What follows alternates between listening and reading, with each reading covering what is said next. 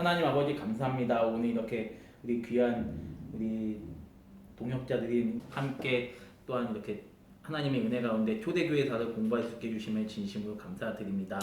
하나님 많이 부족하지만 하나님께서 은혜를 내려주셔서 우리가 함께 이 교회 역사에 대해서 공부할 때 우리가 이 교회 역사를 우리가 거울 삼아서 오늘을 사는 우리와 교회를 바라볼 수 있게 도와주시고 정말 그냥 이것이 머리에 남는 지식으로만 끝나는 것이 아니라 정말 우리가 이러한 신앙의 선배들의 역사를 통하여 우리가 현재 처한 교회를 위해서 더욱더 헌신하며 섬겨나갈 수 있는 귀한 동역자들 될 수 있도록 인도하여 주시옵소서.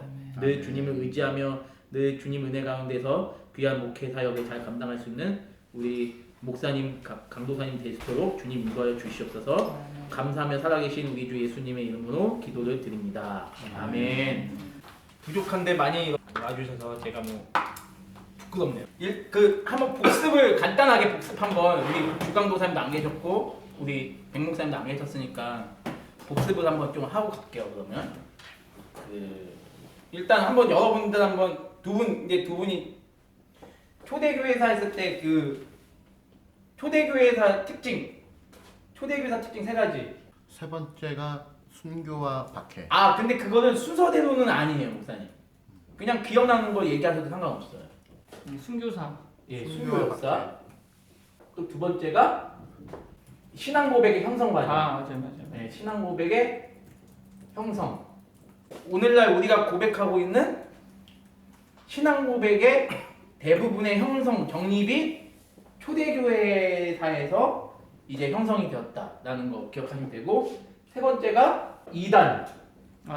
이단의 형성. 초대교회에서 요 세 가지는 반드시 그러니까 초대교회에서 기억해야 될 내용. 결국 2번, 3번은 같은 거 아니에요? 결국에? 그러니까 이 이단을 막기 위해서 신앙 고백의 형성 과정이 된 거고, 그렇죠. 이단 역사도 따로 이것도 따로 봐야 돼, 따로. 그러니까 쉽게 말하면 이단이 이때 굉장히 많이 출현했다는 거. 이단이 많이 출현했다. 그러니까 초대교회 역사에서 요거를 그래서 이제 이거를 이제 제가 저번 주에 말씀드렸잖아요. 그러니까 초대교회나 그러니까 역사 신학이라고 할 때는 크게 말해서 초대교회사, 중세교회사, 종교개혁사, 근현대 또는 이제 한국교회사 이렇게 나누잖아요. 장로교회. 장로교회, 한국교회 나누잖아요. 그러니까 이 부분에 역사 신학 교수님들이 다 계시는데 저는 개인적으로 초대교회라고 했을 때 이러한 역사를 그러니까 솔직히 이게 MDB 3년 동안 한 학기 하나씩 배우는 거잖아요. 한 학기 하나씩 배우는데 한 학기 해봤자 15주인데 15주 동안은 이걸 다 배울 수가 없단 말이에요. 왜냐면 초대교회라고 했을 때 요거 말고도 되게 많은 내용이 있잖아요. 근데 이제 그래도 그 많은 내용들을 아울릴 수 있는 게 요 세 가지이기 때문에 요 세 가지를 잘 알려주는 그런 책이나 아니면 교수님에 대해서 제가 잠시 설명을 드렸잖아요. 이게 저 신대원 1학년 때 김광채 교수님이 저희한테 주신 이게 초대교회사 이게 강의안이거든요. 근데 이게 개인적으로 저한테 되게 유익했어요. 그 두꺼운 책보다. 그리고 이제 아까 전에 이제 저는 이제 어디까지나 이건 제 개인의 취향이니까 저는 이제 이런 특히 순교에 대해서 공부한다면 저는 이제 순교에 대해서 공부하는 전 나은성 교수님 추천을 드렸거든요. 순교에 대한 왜냐면 그 역사 신학자들 가운데 이런 순교에 대해서 특히 이제 순교라는 우리가 흔히 알고 있는 폴리감이나 이런 분 말고 우리가 전혀 이런 분이 있었네 하는 분들도 많거든요. 특히 또 이제 여성들 초대교회 당시에 순교했던 사람들 가운데 여성들도 굉장히 많거든요. 그 여성의 역사들을 또 관찰하고 싶으면 좀 이제 이런 분이 쓴 책이 좀 낫겠다. 저는 개인적으로 한국교회사, 장로교회사는 저한테는 어떤 교수님 맞았냐면 이종전 교수님 맞았어요. 역사신학을 공부하시면서 아마 이제 교재를 많이 보실 수도 있겠지만 좀 그런 경우를 잘 보시고 교수님도 여러분에 맞는 교수님이 있으실 거예요. 여러분에 맞는 책이 있을 거고. 근데 저는 개인적으로 초대교회에서는 저는 이런 나은성 교수님이나 제가 이제 이런 분들의 책을 전 주로 많이 이제 참고를 했고 그렇게 했고 정말 우리 때는 이제 역사신학을 공부하기 위해서 THM을 간다 그러면 이제 이분을 찾아가지고 이제 계신대학원은 이제 가고 그랬거든요. 가고 있는데 뭐 그냥 저는 이제 이은성 교수님 하고 있는데 아무튼 그런 개념이에요. 그래서 초대교회사라고 할 때는 순교 역사 신앙 고백의 형성 2단의 출현 이게 초대교회의 가장 큰 핵심이다라는 거를 기억하시면 좋을 것 같고 이제 지금부터 이제 다시 새로운 수업을 가긴 가야 되는데 저번 주에 얘기했던 거를 이제 중간중간에 제가 이제 반복하면서 말씀을 드릴게요. 그러면 하나 더 이거 또 짚고 넘어가야 되겠죠. 저번에 말씀드렸던 거 초대교회사의 구분, 초대교회사의 시점, 초대교회사의 시점. 첫 번째로 역사적, 두 번째로 사상적. 사상적, 세 번째로 교리적으로 들어갔죠. 자, 역사적으로 초대교회사는 70년부터. AD 70년. 자, 지금도 AD 2020년이잖아요. 자, 그냥 70년이라고 할게요. 70년부터 476년. 476년. 자, 476년이 역사적인 사건이 뭐가 있죠? 먼저 AD 70년 역사적인 사건. 성전 파괴. 예루살렘 성전 파괴. 70년이에요? AD 70년. 흔히 역사적으로 그냥 학자들이 얘기하는 게. 자, 배워서 안다. 네. 476년은 뭐죠? 476년? 서로마. 네, 서로마 제국의 멸망. 역사적으로 초대교회사라고 했을 때는 AD 70년부터 476년까지의 역사를 말하고 있는 거죠.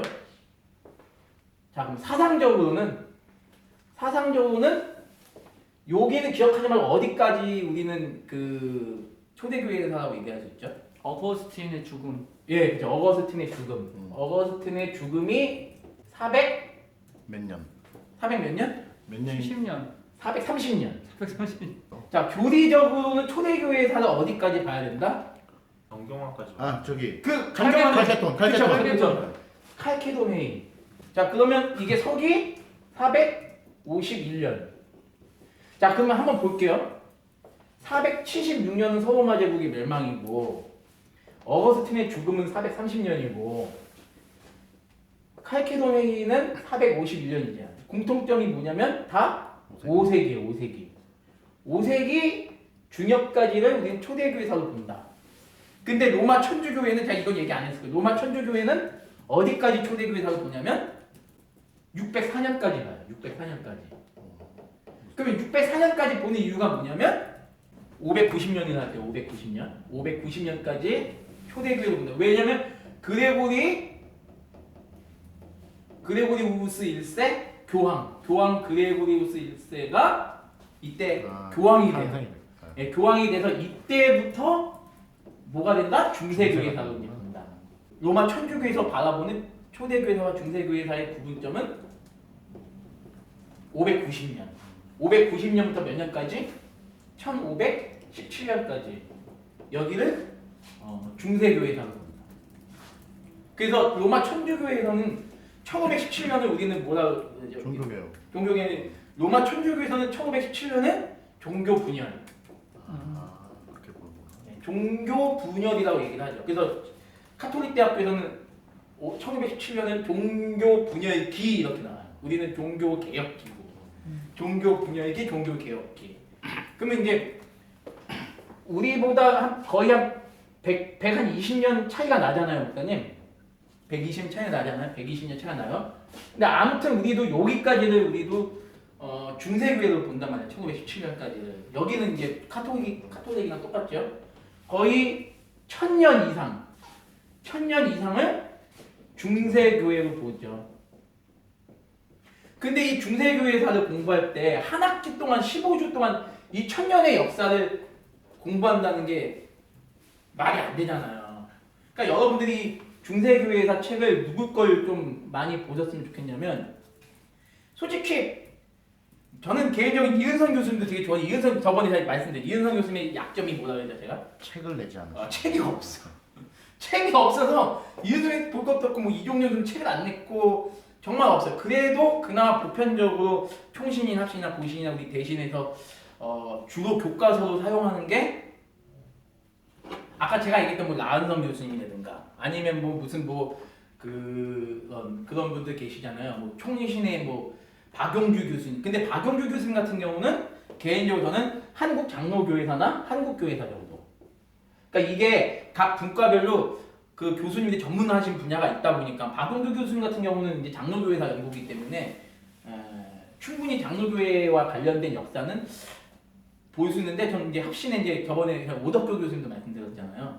그런 책들. 그래서 굉장히 도움이 되겠다 싶은데 제가 이제 계속 얘기해야 될 요 분이 이제 초대 중세를 이제 전공하신 분이죠. 특별히 이제 어거스틴을 전공해서 초대 중세를 공부하는데 많은 도움을 얻었죠. 아무튼 지금 이런 개념입니다. 이런 개념. 근데 이제 우리 개신교 역사 신학자 중에 유일하게 이 개념도 중요하지만 본인은 결론적으로 이 개념을 따라서 590년까지를 초대교회 역사로 보는 분이 계세요. 개신교예요? 예. 여러분 너무나 잘 아는 세계적인 역사학자, 그 교회사 전집 내신 분. 필리셔프. 예. 이분은 개신교 신학자임에도 불구하고 590년 그레고리우스 1세 황제가 즉위하는 그때까지의 초대교회사로 봐요. 나머지 개신교 신학자들은 다 여기에 일치하는데 이분만 이제 유일하게 이분만 이제 그렇게 보는 개념인데 그 교회사 전집 못 읽었죠 우리. 그 많잖아요 그거. 근데 그거 또 기독교 강요막 역사 신학의 전 그러니까 그거를 제가 어떻게 제가 표현하냐면 역사 신학에 있어서의 기독교 강요다. 근데 이제 중요한 또 여기서 이제 여러분들이 또 여기서 또 알아야 되는 게 이제 뭐냐면 그러면 예수님 당시에 교회들이 초대교회라고 얘기하잖아요. 그러면 자 보세요. AD 70년은 예루살렘 멸망이라고 했을 때 그럼 예수님이 보통 승천하실 때는 AD 30년이라고 잡는단 말이죠. 네. AD 30년을 잡는 그럼 요 기간은 과연 뭐냐? 그 한 40년 시간이 있잖아요. 40년. 네. 요 기간은 뭐냐? 요 기간도 초대교회로 들어가요. 초대교회로 들어가는데 자 보세요. 초대교회 다 보세요. 우리는 그럼 목사님들이나 강도사님 생각에는 그레고리우스까지를 초대교회로 넣는 게 좋으실 것 같아요. 아니면 아까 제가 얘기했던 교리 사상 문화적으로 봤을 때 그 5세기를 초대교회로 넣는 게 좋겠다. 어떤 게 더 나아요? 좀 이렇게 명확하게 하려면 그레고리우스까지가 좀 명확하긴 한데 구분하기가 편하니까. 그렇죠. 그레고리우스까지 갈게요. 교황 그레고리우스 1세. 자 그러면 AD 30년부터 여기까지를 초대교회로 본다고 했을 때 요 기간은 뭐냐는 거예요. 요 기간. 사도교회? 사도교회. 근데 교회 역사에서는 요 기간은 교회 역사에서는 초대교회사에서는 거의 대부분이 요 기간을 원시교회라고 얘기를 해요. 원시교회. 네. 요 기간은 원시교회라고 얘기를 해요. 원시교회랑 초대교회를 구분하는데 그래서 이것도 초대교회고 여기도 초대교회다 보니까 여기를 고대교회라고 바꿨어요. 고대교회. 그래서 고대교회사. 그래서 고대교회라고 했을 때 여기서부터 고대교회가 되는 거죠.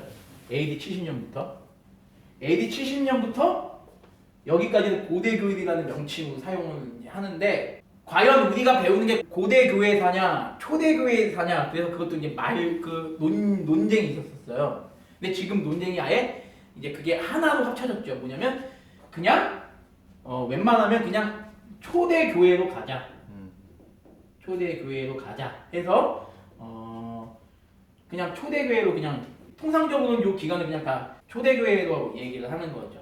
물론 여기 이제 원시교회라고 얘기를 이제 엄밀히 따지면 원시교회라고 얘기하는데 굳이 우리는 뭐 이런 구분을 하지 말고 가자라고 이제 해서 고대교회사. 요 김광철 교수님 분이 고대교리사라는 책을 쓰셨어요. 우리나라에서 유일하게. 그래서 이제 고대교리사. 근데 그 책 두꺼운데 그걸 보면 놀라운 게 뭐냐면 우리가 알고 있는 내용들 있잖아요. 그 뭐 고대 그 초대교회 보편 신조 뭐 아타나시우스 신조나 칼케론 신조, 사도 신조나. 근데 이 고대 교회사를 보니까 죄송합니다. 고대 교리사죠. 고대 교리사인데 그 당시에 형성되었던 신조들이 굉장히 많아요. 고대 때. 근데 그 고대 때 형성했던 신조들이 굉장히 많은데 그 신조들 중에 대표적인 게 뭐 아타나시우스 신조나 칼케돈 신조나 니케아 신경이나 이제 사도 신조가 나중에 있는 거죠.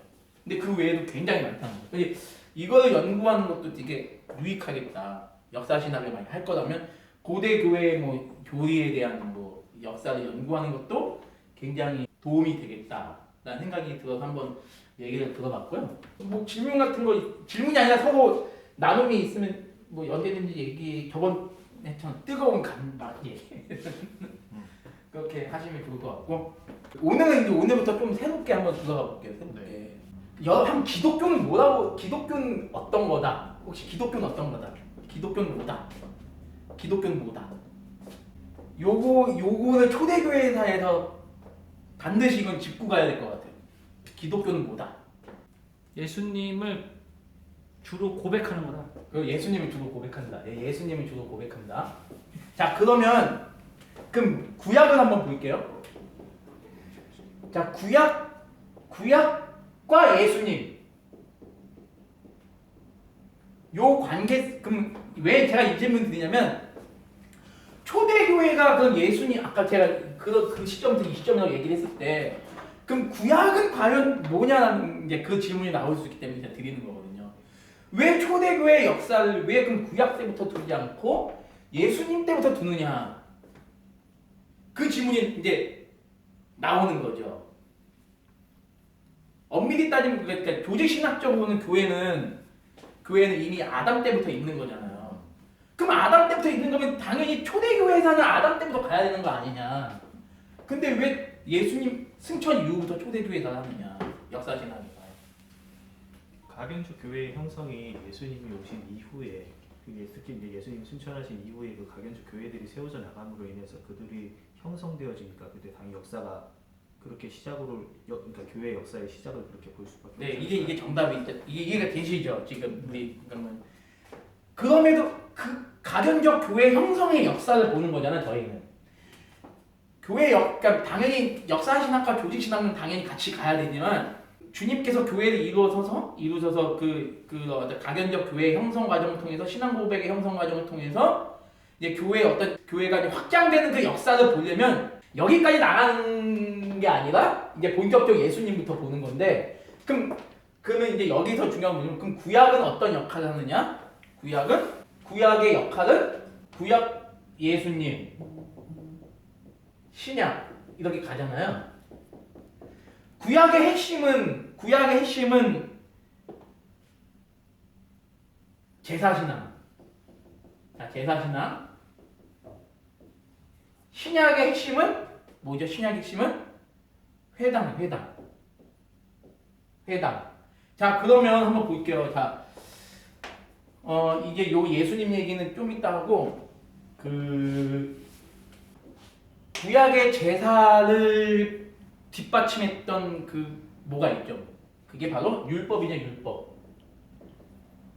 자, 그럼 율법을 철저히 의지했던 사람들이 중심으로 세워진 종교가 뭐가 있죠? 유대교가 있죠, 유대교가 있잖아요. 자, 유대교가 결정적으로 뭐에 의해서 유대교가 성전이 무너짐으로 인해서 그쵸. 성전이 무너져서. 그러니까 여러분들 이걸 알아셔야 되는데 이거는 좀 나중에 제가 얘기 드리려고 했는데 AD 84년부터 유대교와 기독교는 더 이상 공존하지 못해요. AD 84년부터 유대교와 기독교는 공존하지 못해요. 그러면 제가 이 얘기를 왜 드리냐면 예수님 계실 때나 사도들이 있을 때는 유대교와 기독교가 공존했다는 거죠. 유대교와 기독교가 공존했는데 그러면 그 유대교에서 아는 구약과 우리가 흔히 말하는 그냥 우리 기독교라고 얘기하는 데서 아는 그 구약은 엄청 다르다는 사실을 누구를 통해서 그것이 증명되냐면 예수님을 통해서 그게 증명이 되잖아요. 그리고 그 예수님의 가르침을 계승한 사람이 교회 역사, 이건 교회 역사에서 얘기를 드리는 거예요. 예수님의 가르침 계승한 사람은 사도 바울이다 라고 얘기를 하거든요. 그럼 사도 바울은 가장 뛰어난 유대인 중에 유대인이었고 가말리엘의 그 당시 최고의 석학이었던 가말리엘부터 율법을 제대로 배운 정말 순수 유대인이잖아요. 근데 이 사람이 구약의 그 율법의 가르침을 이 예수님이라는 분을 통해서 해석을 하잖아요. 그러니까 당시 유대교 신자들에게 있어서 이 사도 바울은 전혀 이해가 갈 수가 없는 그런 존재가 된 거잖아요. 그리고 그 전에 예수님이 왜 죽으셨죠, 여러분들? 이거는 이제 당연히 뭐 예수님은 우리의 죄를 위해서 죽으셨다고 하시지만 역사적으로 봤을 때 예수님이 죽으신 이유가 있잖아요. 예수님 죽으신 이유가 왜 죽으신 거죠, 예수님이? 유대교의 입장으로 봤을 때 율법도 어겼고 신성모독도 이뤘고 결국 예수님은 당시 유대교의 입장으로 봤을 때 예수님 이단자였다는 거죠. 이건 교회 역사의 관점에서 봤을 때 지금 이런 결론이 나와요. 예수님이 이단자였기 때문에 죽은 거예요, 그 당시에. 그러면 이 유대교인들이 봤을 때 이단이었던 예수님, 그리고 그 예수님의 그 이단적인 가르침을 가르쳤던 자가 누구냐? 바로 사도 바울. 근데 그 전에 우리가 또 기억해야 될 사도행전 7장의 그 스데반 집사님. 이분이 역사 신학에서는 초대교회에서는 스데반 집사님을 어떤 분을 명명을 하냐면 최초의 순교자, 그건 당연한 거지만 최초로 유대교의 그 말씀에 거짓이라기보다 유대교의 말씀에 그 잘못된 점을 드러낸 자라고 이제 역사 신학에서는 이제 보여주고 있어요.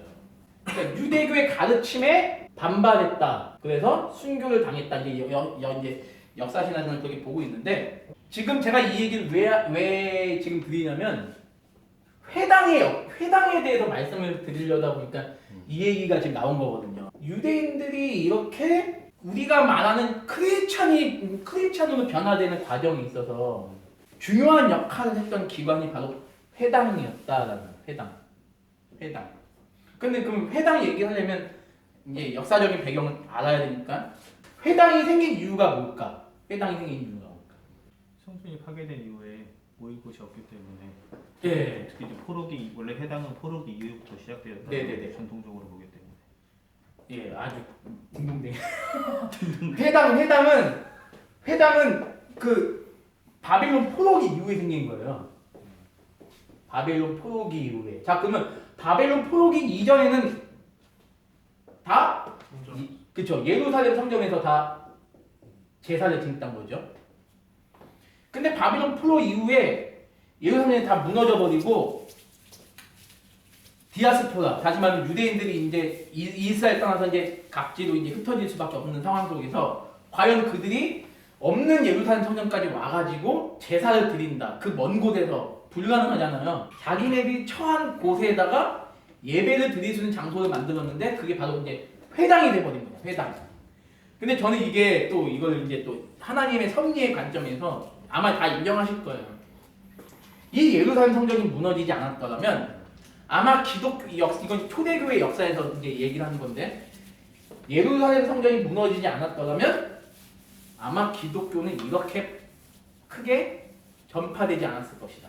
이렇게 보는 거죠. 왜냐하면 하나의 국지적인 그냥 종교로 전락했을 것이다. 그리고 설령 기독교가 오늘날 커졌다 해도 이 예루살렘은 그 이슬람의 그 메카와 같이 1년에 한 번씩은 안 가면 안 돼. 그 우상시 될 수밖에 없는 그런 곳으로 변했을 것이다. 라고 얘기를 하는 거죠. 그래서 이제 이 예루살렘 성전이 파괴된 게 하나님의 섭리 가운데 굉장히 그 중요한 역사적인 사건이다. 라는 사실을 우리가 알게 되고 따라서 이제 회당의 중요성이 이제 부각이 된 거죠. 그래서 신약 성경에도 예수님이 설교하시거나 사도들이 설교한 곳이 다 거의 회당이에요, 회당.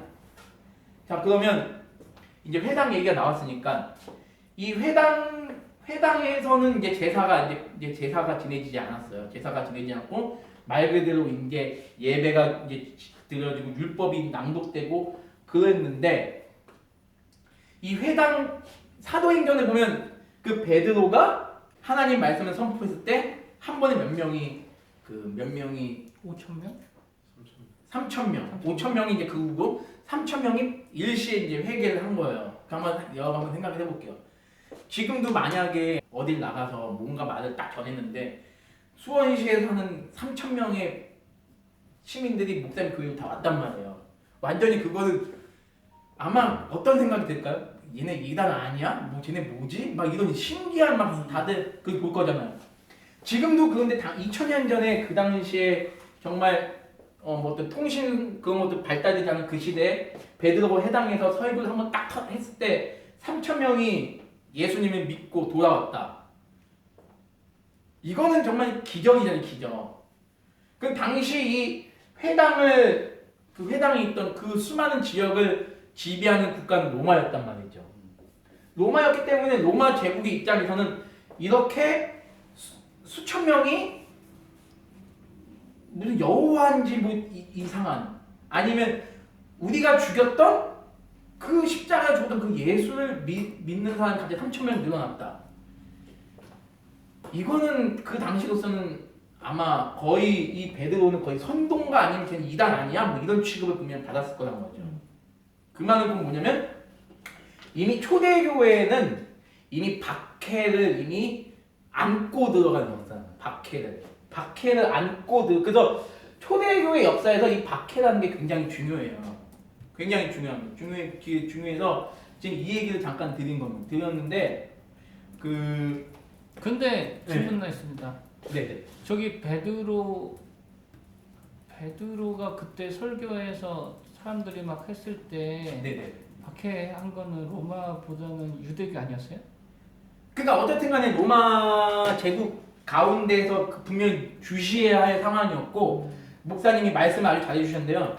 박해라고 했을 때 처음에 그 최초의 박해는 유대교 같은 민족 내에서 유대교인들에 의한 박해가 먼저 시작이 된 거고 두 번째가 로마 제국에 의한 박해가 이제 시작이 되는 거죠. 예수님도 결국에는 그 예수님을 죽인 사람들이 로마의 사람들이 아니잖아요.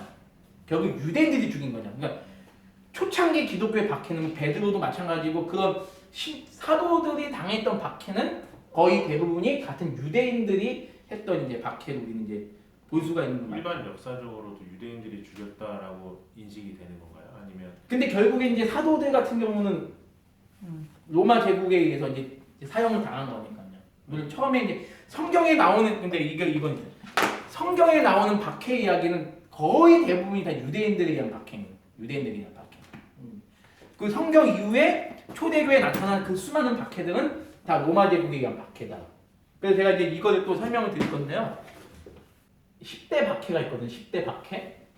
10대 박해 등이 이거는 로마 제국에 의한 박해입니다. 로마 제국에 의한 박해인데 김광채 교수님이 쓰신 책 중에 그림으로 보는 10대 박해라는 책이 있어요. 10대 박해라는 책이 있는데 일단 그거는 이제 10대 박해가 있어요. 박해에 관한 책은 그 책이 이제 아마 처음일 것 같은데 여러분이 최소 12명의 황제는 로마 황제 12명에 대해서 여러분이 좀 이름을 기억해 주셨으면 좋겠어요. 그 사람들이 언제 즉위를 했는지 그것까지는 알 필요는 없지만 이름은 좀 기억할 필요가 있는 게 첫 번째 여러분들 로마에서 기독교를 박했던 사람 황제들 누가 있을까요? 대표적으로 그렇죠. 네로 황제가 있죠. 네로 황제가 있고 자 네로 황제 때 대부분의 그 예수님 12제자들은 거의 다 죽습니다. 그렇죠. 대표적으로 베드로나 뭐 야고보나 마테나 다 이런 사람들이 뭐 다데오나 이런 사람 다 죽어요. 근데 이거는 그냥 전승입니다. 전승. 성경에 나와 있지는 않아요. 이 기록이. 성경에 나와 있지는 않는데 아무튼 이런 제자들이 네로 때 죽었다라고 일반적으로 교회 역사는 얘기를 하고 있어요. 그리고 여기 이제 12사도는 아니지만 사도 바울 같은 분도 여기 이제 포함이 되고 그 다음에 네로 황제가 죽고 나서 한 20년 동안 황제가 한 4명이 바뀌어요. 20년 동안 4명이 바뀌고 그 다음에 누가 황제가 되냐면 여러분이 잘 알고 있는 요한계시록의 그 사도 요한을 그 반모섬에 귀양 갔을 때 그 당시 로마를 통치했던 도미티안 황제. 도미티안 황제가 이제 요한계시록 당시에 그때 황제고요. 그 세 번째가 이제 트라이안이라는 황제가 있는데 이때 이제 예수님 12제자 중에 마지막까지 살아남았던 사도 요한이 이제 세상을 떠나고요. 사도 요한이 요한은 어떻게 순교? 요한은 교회 역사에서는 재수명을 살아가는 분이라고 그러죠. 거의 98세까지 이제 살았다고 보니까요. 네로, 도미티안, 트라이안, 그 다음에 여러분이 또 잘 아는 그 명상록이라는 책을 쓰신 황제가 있어요. 그 마르쿠스 아우렐리우스라고. 아우렐리우스. 명상록이라는 책을 썼어요. 그 책을 썼고 그 다음에 이 아우렐리우스 이때 여러분이 너무나 잘 아는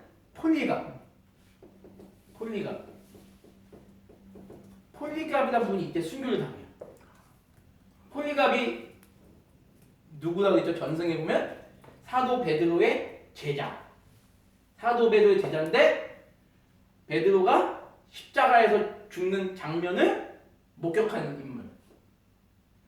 성경에 나오지 않지만 아, 요한의 제자가 아니고 베드로 제자예요? 아니 요한의 제자기도 하고요. 요한의 제자기도 하지만 베드로가 십자가에서 죽는 장면을 목격한 사람. 목격한 사람. 네, 목격한 사람이고 이분은 87세 죽음을 이제 불에 타서 죽임을 당하죠. 네오, 도미티안, 트라이안, 아우렐리우스 다섯 번째 황제가 이름이 생각이 안 나는데 아마 다섯 번째 황제가 있고 그 다음에 디케우스라는 황제가 있어요. 이 디케우스 황제 때 어떤 일이 벌어지냐면 기독교를 로마 제국 전역으로 박해를 명령을 내려요. 여기까지는 그래도 이스라엘이나 그리스나 뭐 그런 뭐 지중해를 중심으로 한 국가들에 대한 박해였다면 디케우스 황제 때부터는 로마가 다스리는 모든 지역의 기독교 박해를 다 이제 실시를 하죠. 예를 들면 제가 그림을 잘 못 그리는데 이게 아무튼 이게 아프리카고 이렇게 있고 여기가 이제 아무튼 이렇게 이게 이렇게 있을 때 이게 여기가 지중해거든요. 여기가 예를 들면 여기가 지중해 요 사이를 요 바다가 여기가 지중해거든요. 지중해를 비롯해 그런 지금 로마의 수도가 여기 로마 지금 이탈리아면 그러면 여기를 중심으로 여기가 보통 뭐 지금의 이탈리아, 뭐 프랑스 뭐 해가지고 이스라엘 뭐 이쪽 위에 해가지고 이제 다 여기는 네로나 도미티나 트라이나 아우렐리우스에 의해서 기독교 박해가 자행된 곳이고 디케우스 이후부터는 로마 제국이 어디까지 가냐면 원래는 이제 로마 제국이 여기까지 인도까지 다 가거든요. 인도 서북부까지 로마 제국의 영토예요. 유럽 전체예요. 유럽이랑 여기 영국이랑 아프리카까지. 그런데 이제 디케우스 황제에 의해서 전 로마 제국이 다 인도 인도 그 도마가 인도에 있는 요 북아프리카까지 여기 말고 북아프리카까지 대대적인 이제 기독교 박해가 이때 이제 시작이 됩니다. 이때. 그리고 디케우스 이후에 여기 발렌리우스. 근데 이 발렌리우스가 이제 두 가지가 있는데 하나는 로마 카톨릭의 성인 중에 발렌티누스가 있고요. 로마 황제 중에 발렌리우스가 있거든요. 두 사람이 있는데 여러분이 2월 14일 발렌타인데이를 어떤 사람들은 천주교의 성인인 발렌티우스에 의해서 발렌타인데이가 생겼다는 말이 있고 발렌리우스도 기독교를 핍박하다가 환상 중에 뭐 예수님을 만나서 예수님이 기독교인들을 죽이지 말아라라고 얘기를 했대요. 그래서 예수님이 기독교인들을 죽이지 않는 데서 내가 너에게 달콤한 사탕을 주겠다 해가지고 예수님 달콤한 사탕을 받아 먹었대 이 사람이요. 그래서 이 사람에 의해서 발렌타인데이가 생겼다는 얘기도 있어요. 근데 아 예수님께 사탕을 받아서. 네. 재밌네 이거. 근데 이게 천주교에서 나오는 얘기거든요. 이게 지금. 네네. 근데 이게 아무튼 발렌리우스도 기독교를 박해한 인물이다 라는 그런 인물이고, 그 다음에 또 하나가 뭐냐면 아우렐리우스라고 또 있어.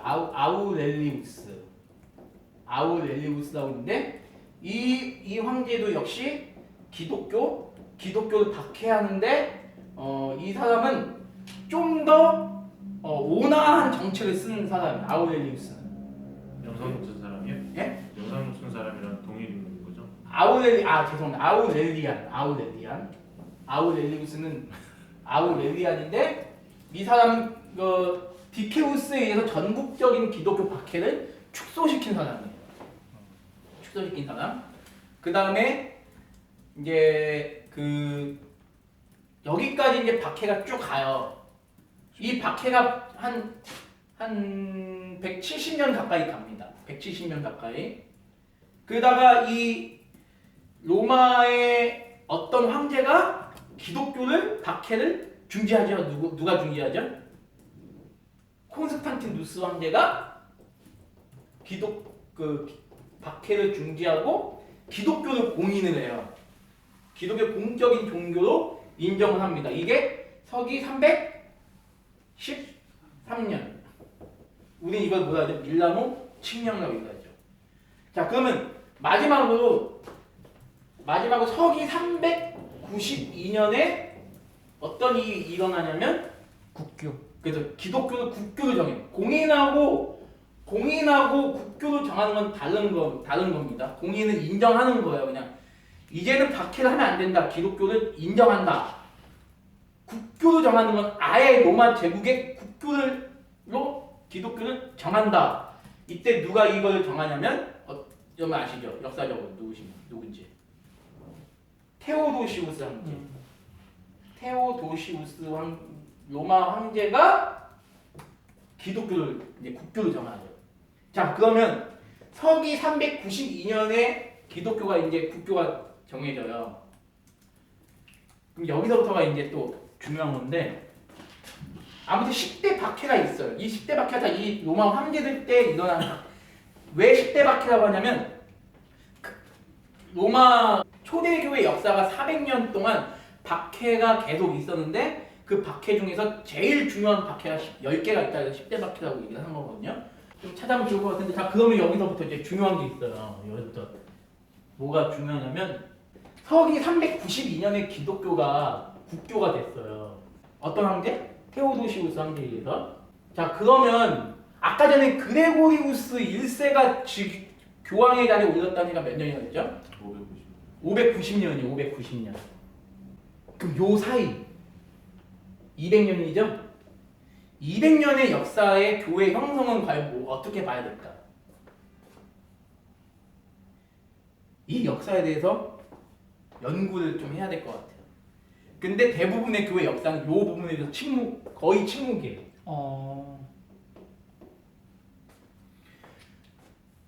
일반적으로 근데 그러니까 여기서도 한번 볼게요. 313년 밀라노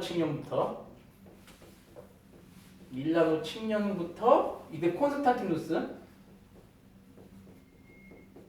자, 이때부터 그럼 거의 한 300년 가까운 시간이잖아요. 이때부터의 기독교. 자, 그럼 여기서 지금 일단 이것만 한번 볼게요. 여기 기독교 특징은 뭘까? 선교. 네? 선교 선교? 아닐까? 로마 분열 아니에요? 예? 로마 분열. 로마 분열. 동서로 때 나라. 예, 476년에. 지금 그러니까 이게 왜 역사가들이 이걸 침묵하는지가 여러분 한번 지금 나누면서 얘기를 할게요. 지금 백 목사님이 지금 476년에 서로마 제국 멸망을 얘기하셨단 말이에요. 서로마 제국 멸망이고 476년 이후에 1453년까지를 뭐라 그러냐면 동로마 제국이라고 그러잖아요. 비잔틴. 예. 자, 그러면 476년에 서로마 제국이 멸망한 다음에 1453년까지 거의 1000년 동안 비잔틴 그 정교회가 이제 형성이 된단 말이죠. 이때 기독교는 조금 잠깐 열애로 할게요. 연애도 하지만 여기랑 관련이 있을 것 같아요. 관련이 있고 이때 기독교의 특징은 핍박이 없는 거죠. 일단 네. 핍박이 없으니까 순교도 없겠죠. 그 다음에 기독교가 공인이 되니까 기독교가 아까 목사님 말씀하신 대로 전도가 자유롭겠죠. 그리고 기독교가 국가의 보호를 받게 되죠.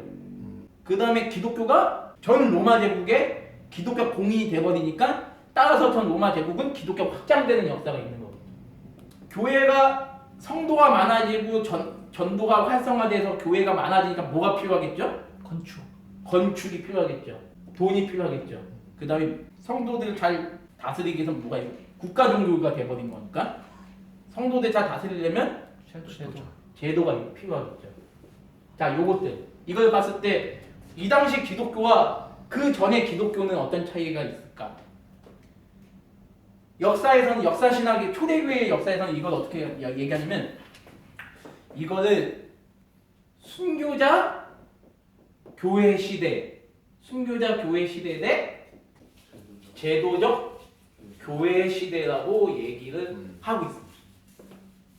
요거를 그래서 순교자 교회 시대 대 제도적 교회 시대. 그래서 순교자 교회에서 제도적 교회로의 변화, 초대교회 역사에서 하나의 큰 흐름 이렇게 얘기를 하고 있거든요. 우리는 그러니까 종교개혁이 얘기하는 그 교회는 요 시대가 아닌 요 시대로 돌아가자라는 얘기를 이제 종교개혁사에서 얘기를 하는 거고. 그럼 일단 그러면 제도적 교회라는 거는 중세와 초대의 약간 과도기적 그런 의미가 있어요?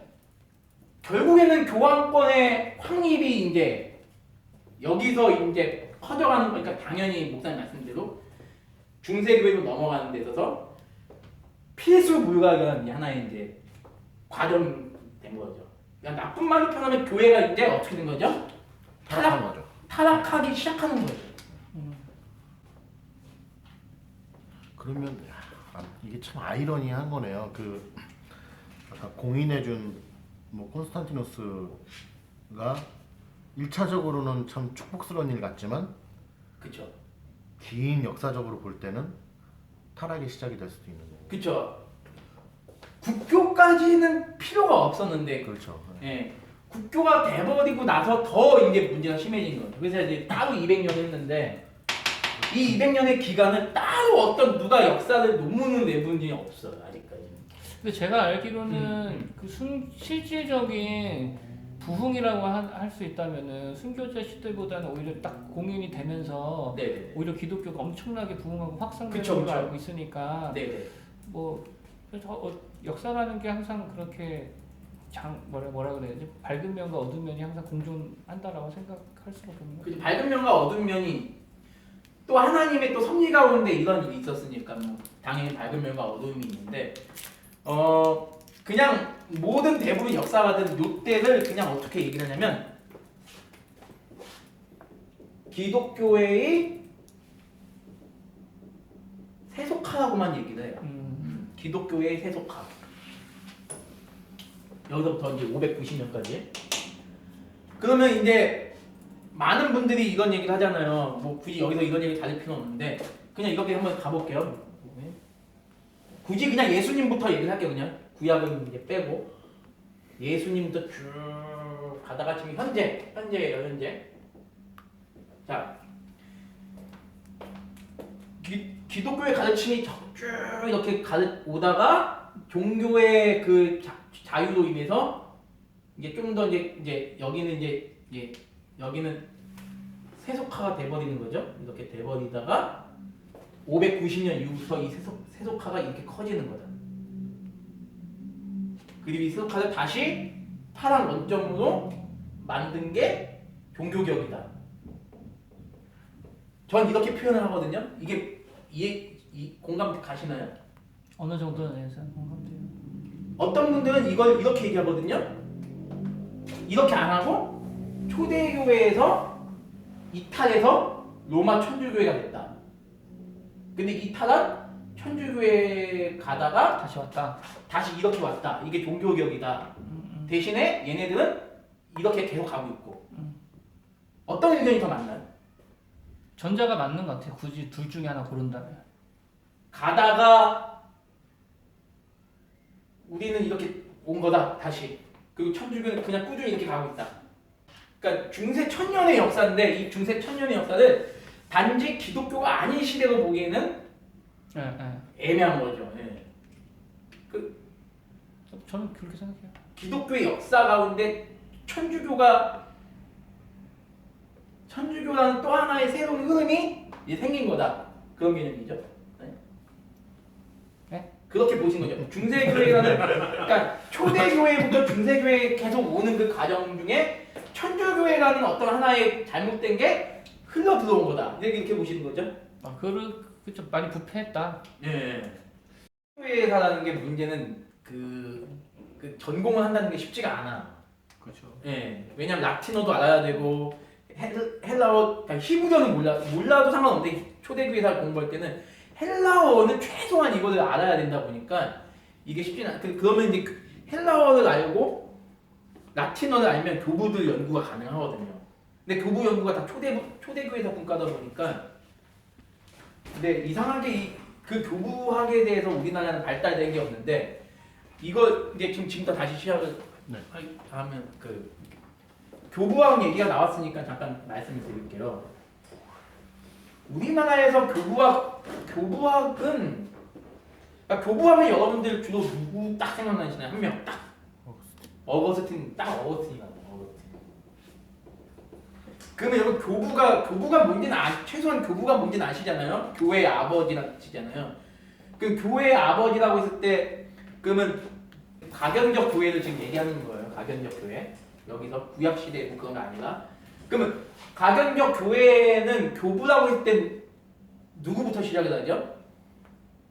우리는 한 번도 베드로나 바울을 교부로 보지 않잖아요. 베드로 이후 주 한 80년부터 200년 사이에 있는 분들은 교부라고 얘기를 하거든요. 그 200년부터 500년까지는 우리는 뭐라고 하냐면 속사도라고 얘기를 하거든요. 그러면 속사도는 물론이고 교부에 대해서 우리가 알아야 되는데 엄밀히 따지면 어거스틴은 역사적으로 그러니까 시기적으로 봤을 때는 교부에 들어가진 않아요. 오히려 속사도에 들어가지. 근데 우리는 일반적으로 어거스틴은 교부로 인정한단 말이에요. 그럼 어거스틴 외에도 우리가 흔히 잘 알고 있는 뭐 폴리갑이나 뭐 터툴리안, 하밀체, 터툴리안 이런 분들이 진짜 이 사람들이 정말 교부거든요. 근데 이런 분들에 대해서 과연 교부학, 전체 교부학에서 연구를 우리나라에서 과연 얼만큼 하느냐? 거의 없어요. 그래서 딱 두 명 있어요. 딱 두 명. 저번 주에 제가 복습 누구죠? 천주교의 누구? 최춘민 신부님? 네, 최춘민 신부 최순민 신부님 이분하고 김광철. 예, 김광철이 딱 두 분이거든요. 우리나라에서는. 그래서 요 두 개신교에선 유일하게 요 분이고 천주교에선 유일하게 최순민 요 두 분이거든요. 그러니까 교부학에 대해서 우리나라에 그만큼 연구가 안 되니까. 그러니까 아까 전에 백 목사님 질문한 그 당시 교부들의 그 위치가 단지 신앙적인 위치만이냐, 정치적으로 사상적으로 그 당시 로마 제국에 지대한 영향을 끼쳤냐 이런 거에 대해서 연구가 거의 없는 거죠. 기독교 서점에 가면 분도 출판사라고 있어요. 아시죠? 분도. 네, 가톨릭. 예, 근데 가톨릭 그게 이제 요즘 기독교에도 와요. 왜냐면 그걸 요청하는 사람들이 있나 봐요. 근데 이제 여기 보니까 참 좀 놀라운 게 뭐냐면 최근에 천주교회에서 교부들 책을 많이 번역을 해요. 터툴리안, 폴리가 어거스틴에 대해서 번역을 되게 많이 해요. 그러니까 개신교회가 좀 이 부분에 대해서는 좀 늦어. 교부에 대해서는. 근데 개신교회는 주로 어디에 관심이 많냐면 종교개혁이나 근현대 이쪽에 관심이 많잖아요. 심지어는 중세교회에서도 요즘은 많이 천주교가 많이 연구하는 상황이거든요. 초대교회는 뭐 이런 교부학에 대해서는 아주 천주교가 압도적으로. 근데 저는 개인적으로 여러분이 그나마 가치 있게 보실 분들은 뭐 한 이 정도 분들이라고 보시면 될 것 같고 교부학에 대해서 역사신학적 관점을 볼 때 이렇게 간단하게 일단 얘기를 드리고요. 이제 김광철 교수님이 이제 연세가 많으시잖아요. 70이 넘으셨죠. 3번 강윤석 이렇게.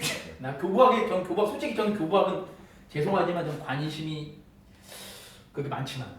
목사님 하신 말 그 질문에 이렇게 답을 하기보다는 지금 상황하고 저 당시 상황하고 다르잖아요. 다르죠. 왜냐하면 종교개혁 시대까지만 해도 사실상 그 왕이 통치하던 시대이면서 교황이 존재하던 시대까지만 해도 항상 그러니까 도시를 가거나 어디를 우리가 가서 보게 되면 항상 그 마을의 중심에 뭐가 있냐면 교회가 있거든요. 그러니까 교부라 우리가 생각하는 그 교부라는 것도 뭐 이렇게 아까 전에도 말했듯이 뭐 알렉산드리아에 누구 뭐 어디 뭐 가파도키아에 누구 뭐 이렇게 얘기했던 거는 우리가 그냥 그 사람을 지칭하기 위해서 한 그것도 있지만 그 사람이 그 지역에서 하는 역할이 우리가 지금 생각하고 있는 어떠한 목사님처럼의 이런 역할이 아니라 그 사회 자체의 중심이었죠. 중심이라는 거죠. 중심이라는 거. 왜냐하면 곁들여서 이야기하면 사실상 어거스틴이 죽기 직전에 어거스틴을 죽이기 위해서 군대가 파견되는 모습들을 보여주거든요. 그러니까 그런 부분들을 읽어봤을 때는 어거스틴 자체를 일반 언한 목회자로 볼 수가 없는 거죠. 군대가 파견돼서 군대 그 그렇죠. 성이 파괴되는 모습들을 그렇죠. 바라본다. 그 군대가 파견. 네, 군대가 파견돼요. 처음 그래 이게 군대가 다음 주 강의하셔야 된다. 교부 그래서 이제 제가 교부계 김광철 교수님 쓴 책 중에 이 책이 있어요. 이거는 제가 소개를 드릴게요. 우리나라에서는 이제 제일 지금 많이 그래서 그나마 다행히 교부에 대한 이제 연구가 개신교회에서 이제 조금 이제 활발하게 진행되어질 수 있는 이제 토양이 이제 매겨진 게 이분이 교부 열전 상, 중, 하를 쓰셨어요. 교부 열전 중, 교부 열전 하. 저는 신대원 때 요 책하고 요거 이제 공부를 했거든요. 근데 우리가 모르는 교부들이 많아요. 그렇죠. 진짜 많아요. 우리는 어거스틴, 뭐 폴리가, 키프리안, 뭐 알렉산더 클레멘트, 뭐 터툴리안 이 정도인데 엄청 많아요. 그 교부라는 게 네. 속사도까지 교부까지 다 포함해요. 다 포함해서 여기는 속사도라고 보시면 되고 상은 거의 이제 그 교부. 그래서 이게 또 보기 또 편한 게 뭐냐면 글씨가 커요. 글씨가 크고 한 3-4장으로 잘 요약돼서 이 사람이 어떤 사람이고 어떤 사람이 다 잘 설명이 돼 있어서 질문이 있다면 네. 제가 학교에서 배울 때는 사도 밑에 속사도 그리고 속사도의 제자들을 교부라고 배웠거든요. 그러니까 이게 틀린 건지 아니면 뭐 나도 그렇게 알고 있어. 그러니까 지금 일반 교부를 다룰 때는 속사도 교부까지 포함한다고 얘기했어요. 그러니까 나누긴 하지만 표현 자체가 교부 다음에 속사도라고 말씀하시니까 근데 이제 요거 그러니까 순서가 교부 다음이 아니지 속사도 다음이죠. 교부 그러니까 이제 범위를 포함할 때 엄밀히 따지면 사도에 들어가진 않지만 사도에게 가장 가르침을 직접적인 받은. 영향력을 받은 사람들이 속사도고 그 다음이 속사도 이후에 나타난 교회의 아버지 역할을 이제 교부가 한 거죠. 여기에 이제 속사도의 폴리가 대표적으로 터툴리안. 근데 엄밀히 따지면 이분들의 영향이 저는 이제 이건 제 생각인데요. 이분들의 영향이 없었다면 과연 어거스틴이 나왔을까? 물론이죠. 네. 근데 저는 개인적으로 어거스틴의 비중이 크다 보니까 어쩔 수 없이 어거스틴 연구를 많이 하는 거지. 뭐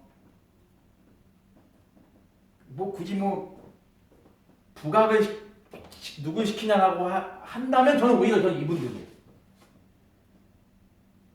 그러니까 이거 제 개인적인 생각입니다. 이건 제 개인적인 생각이고 당연히 어거스틴이 지금은 너무 보편하게 됐기 때문에 어거스틴에 의해서 교부학이 다 어거스틴으로 끝나는 경우가 많거든요. 근데 그거는 아까 전에 얘기하셨고 그렇지만 그 아퀴나스가 나중에 우리는 뭐 아퀴나스에 대해서 저거 별로 그렇게 생각 안 하지만 뭐 천주교라든지 뭐 이쪽에서 아퀴나스를 되게 생각하는 게 그 신학교전이나 이런 걸 통해서 집대성이었잖아요. 네. 근데 그 똑같은 거라고 생각해요. 그 터툴리안 폴리갑이 뭐 잘못된 내용이 아니라 우리가 어거스틴 하는 게 그들이 가져왔던 그 전통 가운데 그들이 세워놨던 것들을 총 집대성한 이가 어거스틴이니까. 그쵸, 예. 네, 그러니까 뭐 우리가 어거스틴 하는 거지. 뭐. 네. 하신 말씀이 뭐 맞는 말씀이시죠. 저는 동의해요. 자, 그럼 그러면 이제 여러분들이 이걸 한번 고민해 볼 필요가 있거든요. 그렇게 박해가 심한 로마 제국에서 어떻게 기독교가 박해가 심하면 심할수록 기독교회가 번창하게 되죠. 이거를 우리는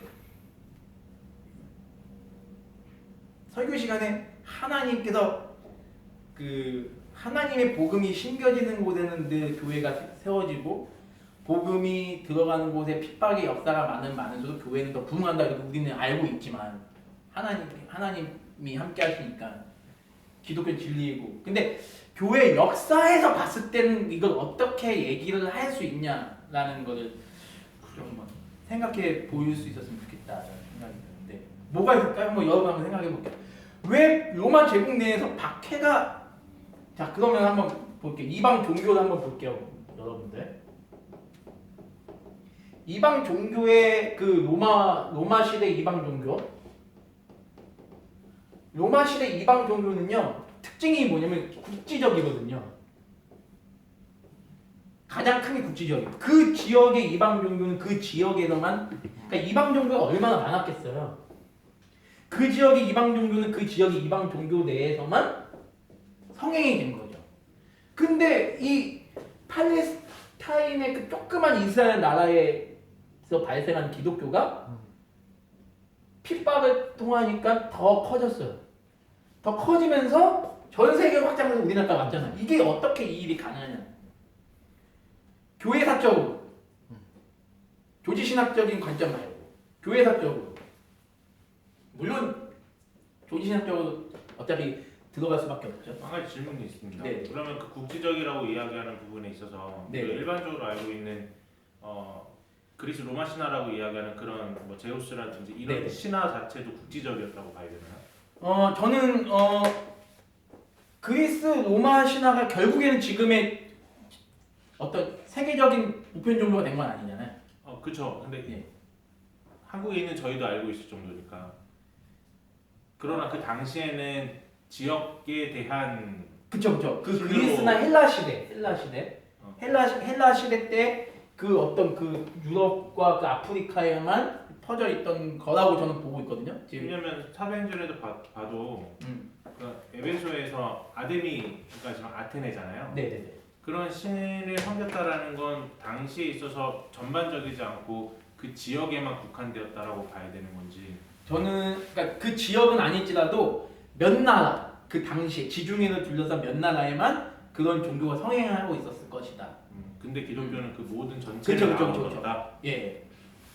되게 신기하네요. 이거 어떻게 해석해야 되지?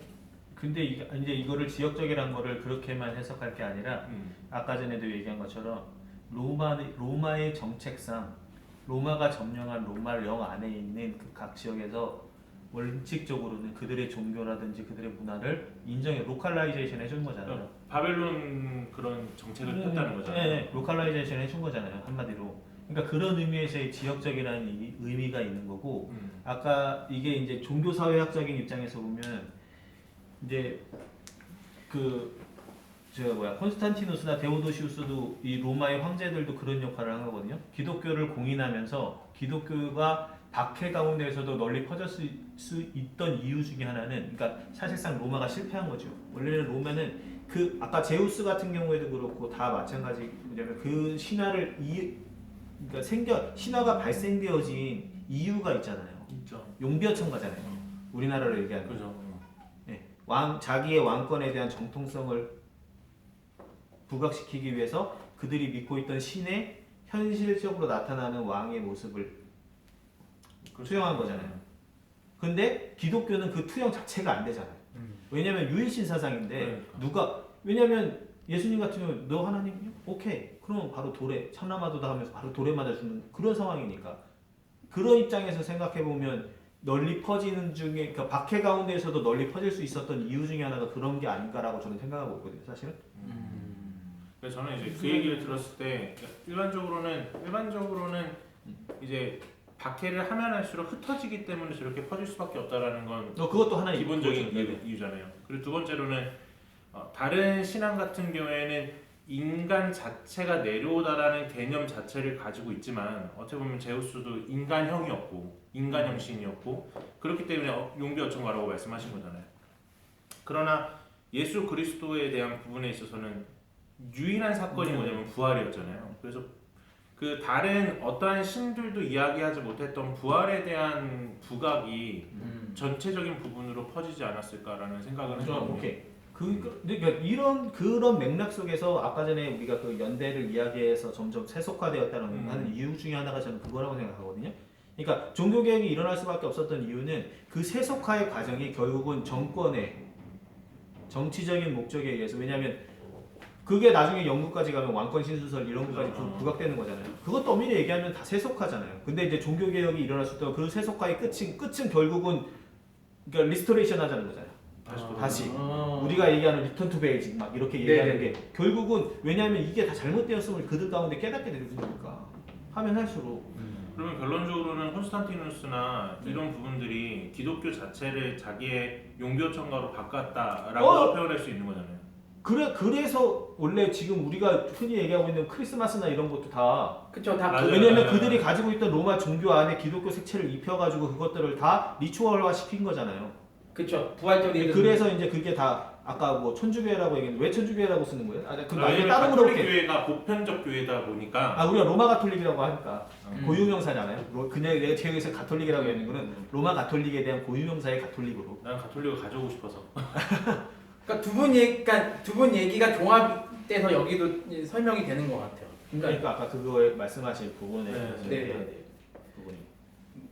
초대교회에다가 공부하면 재밌지 않으세요?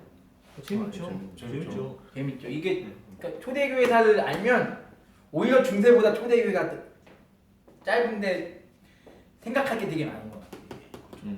형성 과정이. 그렇죠. 형성 과정이 되게 짧은 것 같아요. 근데 성도님들한테도 이거 알려주면 되게 재밌을 것 같아요. 근데 종교개혁 시대에도 원래 이렇게 루터도 그렇고 칼빈도 그렇고 초대교회로의 환원에 대한 부분들을 되게 강조하지 않아요? 네, 그렇죠. 그렇잖아요. 예, 초대교회가 되게 중요한 건데 네네. 결국엔 정신을 이제 그 초대교회의 어떤 예배 형태나 글로 가자는 게 아니라 정신으로 가자는 정신으로, 얘기니까. 근데 거의 교부로의 환원이라고 볼 수밖에 없었잖아요.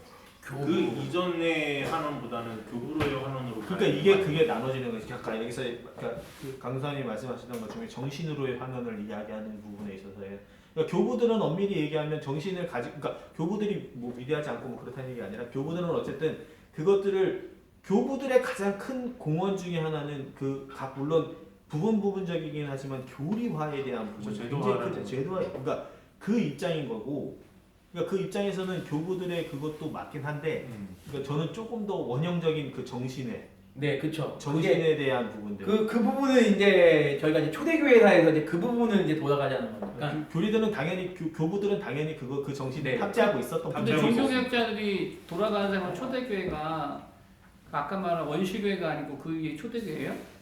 아니 원시교회 정신으로는 이제 원시교회. 원시교회가 맞죠. 이제 그것도 이제 제가 설명을 드릴 건데, 그러니까 이제 이게 두 가지 이제 어차피 그 두 가지 얘기가 좀 들어왔는데 그걸 크게 얘기를 하면 그런 것 같아요. 교회가 복음이 더 크게 전파될 수밖에 없던 이유 중에 하나는 교회가 팽창이라고 그냥 얘기할게요. 교회가 팽창이라고. 제가 저번 주에 마지막에 두 분한테 제가 말씀드리고 제가 끝난 게 있어요. 그게 뭐죠? 헬레니즘. 헬레니즘 문화. 헬레니즘 문화가 있고 또 하나는 제가 얘기를 안 듣는데 또 하나는 이 라틴어거든요. 박스 로마나 네, 이 두 가지거든요. 이 두 가지가 박해 가운데에서도 교회가 성장할 수밖에 없게 만든 요인이거든요. 그러니까 우리가 이제 세계사 시간을 배우잖아요. 중고등학교 때. 헬레니즘 문화가 없었다면 과연 기독교회가 그렇게 성장할 수 있었을까? 이 팍스 로마나가 없었다면 기독교회가 과연 오늘날까지 이렇게 2000년이 지난 지금까지 이렇게 성장할 수 있었을까? 팍스 로마나가 뭔지 아시죠? 네. 예. 잘 몰라요. 그래도 직역 한번 해주세요. 팍스 로마나는 이게 라틴어거든요. 로마의 평화거든요. 로마의 평화. 맞아, 평화. 로마의 평화. 자, 그러면 여기서 중요한 게 뭐냐면 예수님이 태어나시던 당시에 로마 황제가 누가복음 나오죠. 천하의 그 호적 천하라고 할 때 로마 제국을 말하는 거거든요. 로마에 있는 모든 국민들은 다 호적 태어난 아이를 다 데리고 호적하러 올라오라고 했을 때 그 당시 가이사 아구스도가 나오잖아요. 그 가이사 아구스도가 우리 그 역사 세계 역사에서는 아우구스투스 황제라고 얘기를 하거든요.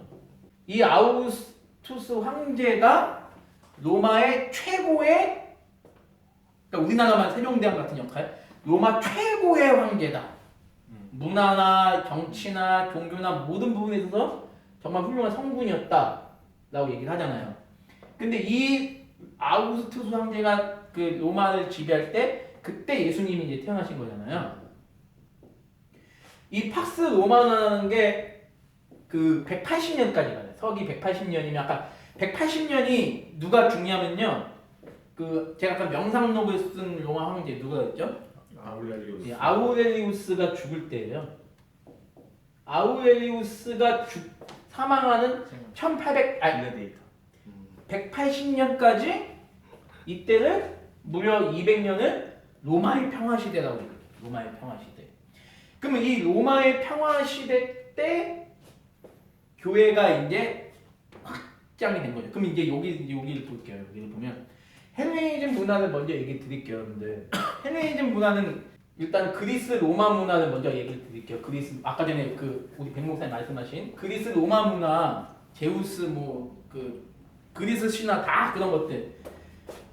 그러니까 당시 그러니까 그리스 로마 문화를 우리가 이해하기 위해서는 어떤 책을 보면 좋냐? 흔히 우리 예전에 많이 듣던 얘기 뭐냐면 호머의 일리아드, 그 오디세이 이런 책들 있잖아요. 이런 책들을 보면 당시 그리스 로마의 그 문화의 배경과 그 시대의 모습을 알 수 있다라고 얘기를 하잖아요. 저도 예전에 이거 몇 번 너무 어려가지고 어렸을 때 안 읽었는데 읽다가 포기했는데 읽어야 되는데 이걸 알면 그리스 로마 문화가 어떤 문화인지 알 수 있거든요. 근데 그리스 로마 문화의 핵심을 이루었던 그 당시 정치 형성 과정이 뭐가 있냐면 폴리스라고 있거든요. 폴리스라고. 이 폴리스는 뭐냐면 다시 말하면 그리스라는 이런 나라가 있다면 그리스라는 나라 전체를 우리나라 말하면 대한민국을 전체 다스리는 문재인 대통령이 있다고 얘기를 한다면 그리스는 그게 아니라 이런 그리스라는 땅이 있지만 이렇게 나라가 그리스가 이렇게 나눠져 있잖아요. 그래서 이게 도시국가잖아요. 그래서 도시국가가 서로 자기네들끼리 자치적인 정치 행사를 할 수 있는 곳. 미국 같은 거네. 뭐 일종의 그거죠. 그래서 문화나 정치나 얘가 얘를 타치할 수 없고 얘가 얘를 타치할 수 없어요. 같은 그리스인데도 불구하고 이거를 요거 하나하나가 다 이제 폴리스인 거잖아요. 이게 폴리스다. 폴리스인데 그러면 이게 어떤 폴리스냐면 그리스인들, 힐랍인들의 폴리스거든요. 그러면 힐랍인들의 폴리스라고 얘기할 때는 얘네들은 자기네만 인정을 하는 거예요. 다시 말해 같은 그리스인데도 불구하고 자기네만 인정을 해버려요. 그런데 이게 누구에 의해서 이게 없어지냐면 이 폴리스 문화가 누구에서 와해가 되냐면 마케도니아의 여러분 유명한 왕 알렉산더에서 이게 약화돼버려요. 약화되면서 그리스뿐만 아니라 알렉산더가 당시 마케도니아가 여기를 이제 점령을 해버리죠. 마케도니아가 점령을 해버렸는데 이 마케도니아 국민하고 그리스 국민의 공통점이 어떤 공통점이냐면 같은 힐랍인이라는 거죠. 그러니까 같은 힐랍인이다 보니까 이 마케도니아인들이 여기를 거주해서 살아도 서로 충돌하지 않고 사이좋게 지낼 수가 있는 거예요. 근데 마케도니아인들이 그리스뿐만 아니라 전 유럽을 심지어 인도까지 다 통일을 하죠. 통일을 해서 알렉산더가 통일제국이 왕이 돼버려요. 그러면 그리스가 이렇게 있으면 그리스뿐만 아니라 아프리카부터 인도까지 유럽 다 여기를 다 마케도니아라는 나라가 다 이렇게 다 지배를 하게 되는 거죠. 그러면 이제 폴리스라는 게 요 그리스 내 요 조그만 폴리스들이 이제는 힘을 더 이상 쓰기가 이제 어려운 상황이 되버린 거죠. 그래서 전 세계가 이제 마케도니아화 돼버린 거예요. 마케도니아화 돼버려서 그거를 우리는 뭐라 하냐면 이 우리는 이 신화어를 또 뭐라 그러죠? 헬라어라 그러잖아요. 헬라 사상이 이제 전 유럽과 아시아와 아프리카에 이제 퍼지는 거예요. 헬라 뭐 정치나 문화나 예술이나 모든 게 그래서 이거를 우리는 이제 헬레니즘 문화가 이제 시작이 된다라고 보는 거죠. 근데 헬레니즘 문화의 가장 큰 특징이 뭐냐면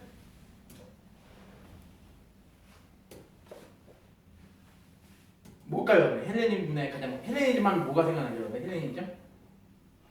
동서교류. 그쵸 예 정말 동서교류. 사실 네, 동서교류. 또 이거 역사 시간에 배운 거잖아요. 우리 중국 그 학교 때. 자, 헬레니즘 하면 동서교류가 있고 그 다음에 또 뭐가 있냐면 문화가 동서교류에 뭐가 교류가 되면 문화가 다 교류가 되죠.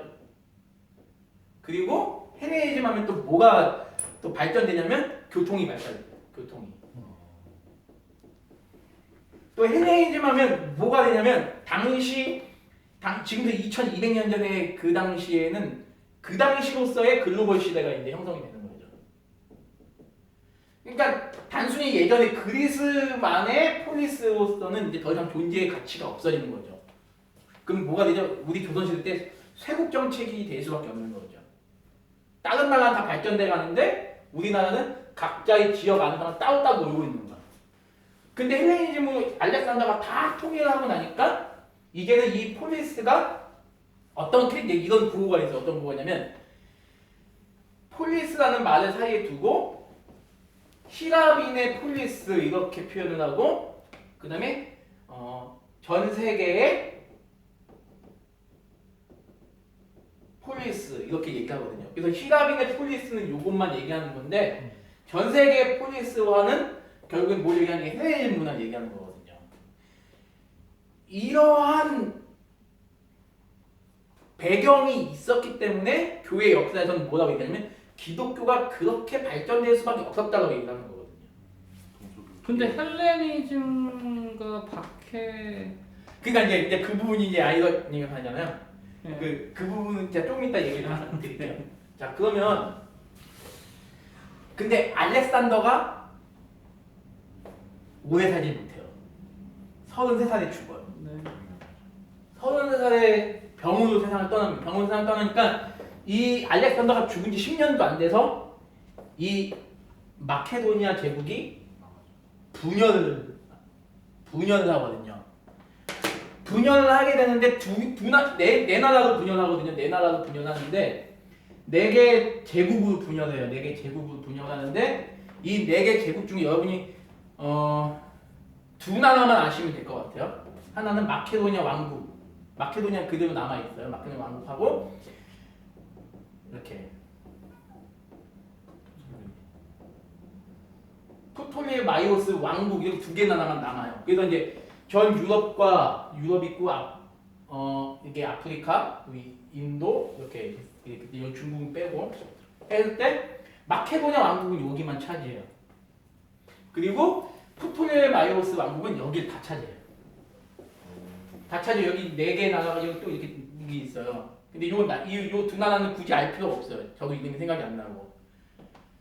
마케도니아, 프톨레 이렇게 있어요. 나중에 프톨레가 마케도니아랑 얘랑 다 먹어요. 그래서 전게 다 통일이 돼요. 이때가 언제쯤이냐면 우리 그 중간기 시대 아시죠? 그 중간기 시대 400년 중에선 예수님 오시기 200년 정도의 그때 시기예요. 그렇죠? 그다음에 그때 전 유럽과 아프리카나 이런 아시아 쪽으로 그 헬레니즘 문화일 때는 그리스 문화가 기본으로 그리스 로마 그게 기본으로 갖춰진 문화고요. 그 문화가 전 나라를 이렇게 정치나 문화나 경제나 예술이나 찬란하게 이제 꽃을 피우는 거죠. 그래서 헬레니즘 문화라는 게 당시로서는 정말로 최첨단의 이제 그런 문화였던 거죠. 그래서 이제 서양의 역사를 알려면 헬레니즘 문화를 모르고서는 서양의 역사를 알 수가 없다.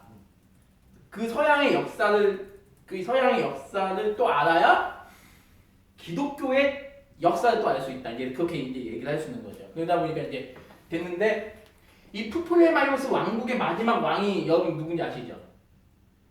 유명한 여왕이에요. 여왕. 클레오파트라. 클레오파트라가 이 마지막 프톨레마이오스의 마지막 왕이고 이때 유명한 장군이 케사르가 있었고요. 케사르가 어떤 사람인지 아시죠, 여러분들? 케사르가 어떤 정치를 했죠? 케사르. 잘 몰라요. 케사르가 공화 정치를 해요. 공화 정치를 하는데 클레오파트라가 되게 이뻤나 봐요. 이 여자가 이뻤는데 아무튼 이 클레오파트라를 멸망시킨 그 민족이 있어요. 여러분 케사르를 다른 말로 뭐라 그러죠? 시저라고 그러죠. 시저. 율리우스 시저라고 얘기를 하잖아요. 근데 이 케사르의 공화당에 있었던 사람 중에 옥타비아누스라는 분이 있어요. 옥타비아누스라는 분이 이 사람이 클레오파트라가 독재를 해요. 독재를 하고 좀 그 당시도 좀 그런 게 많았나 봐요. 왕과 그 신하와의 그 불륜 그런 게 많았었나 봐요. 그래서 좀 그런 거를 보고 또 정치에는 전혀 관심이 안 갖고 폭군 그러니까 신하를 이제 신하와 불륜을 하면서 그 신하의 말에 모든 나라들을 다 망쳐버리는 그 역할을 했던 클레오파트라. 그러면서 이제 자기 측근들 다 죽여버리고 남편도 죽여버리고 막 그랬던 여자거든요.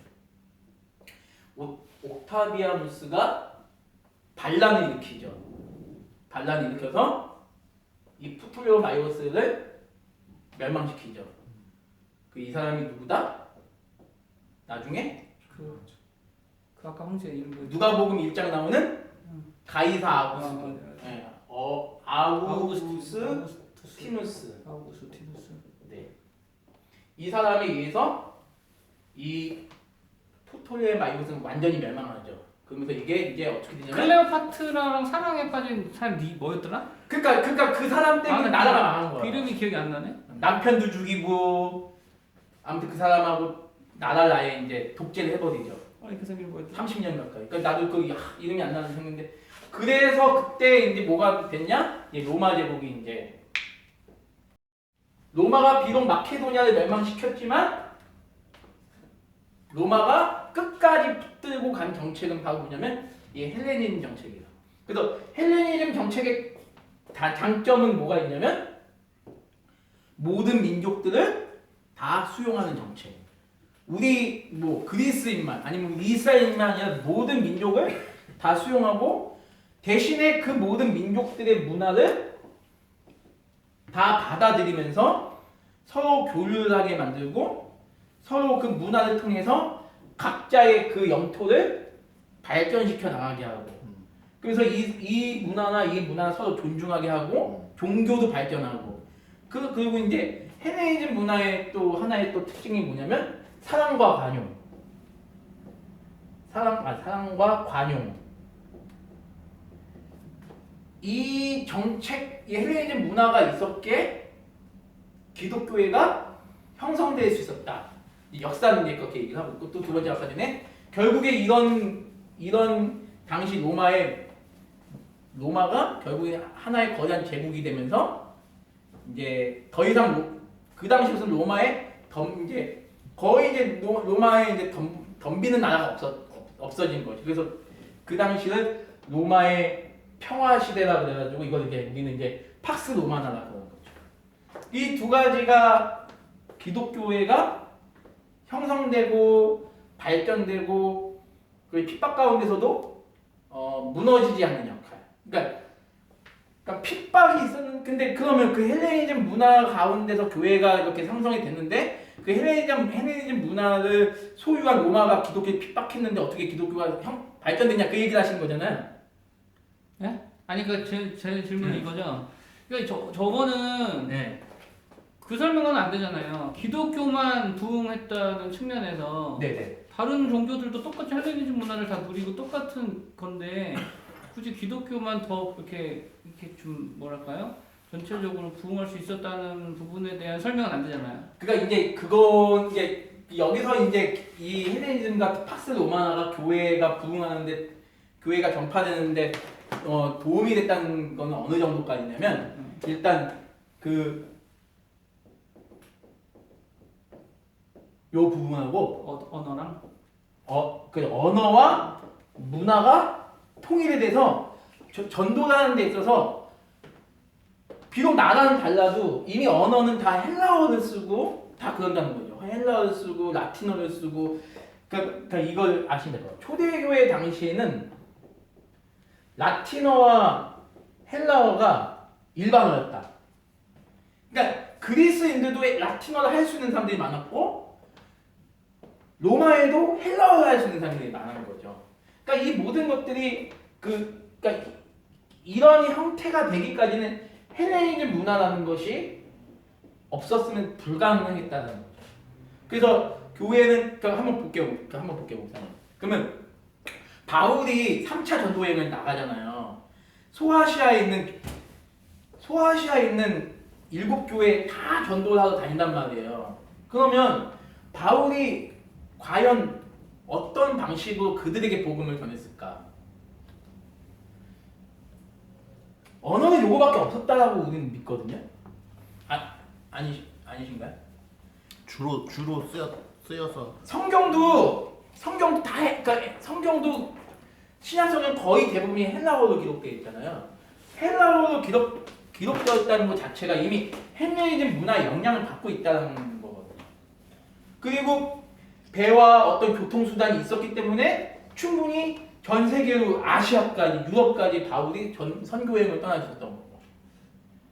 그러니까 그런 역사를 우리가 안다면, 그러니까 저는 개인적으로 어떻게 보면 헬레니즘 문화나 뭐 팍스 로마나 같은 경우는 우리가 성경에서 다루지 않은 내용들이잖아요. 근데 이 성경의 배경사를 보면 충분히 이런 내용들이 설득력이 있다라는 이제 그런 이제 갖게 되죠.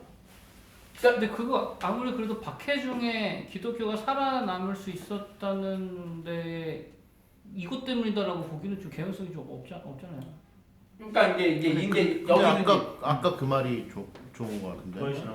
아니 보이시나 때문에. 박해를 하니까 흩어지는데 흩어지면서 문화나 이런 언어 같은 네네. 것들이 다 이렇게 가능하니까.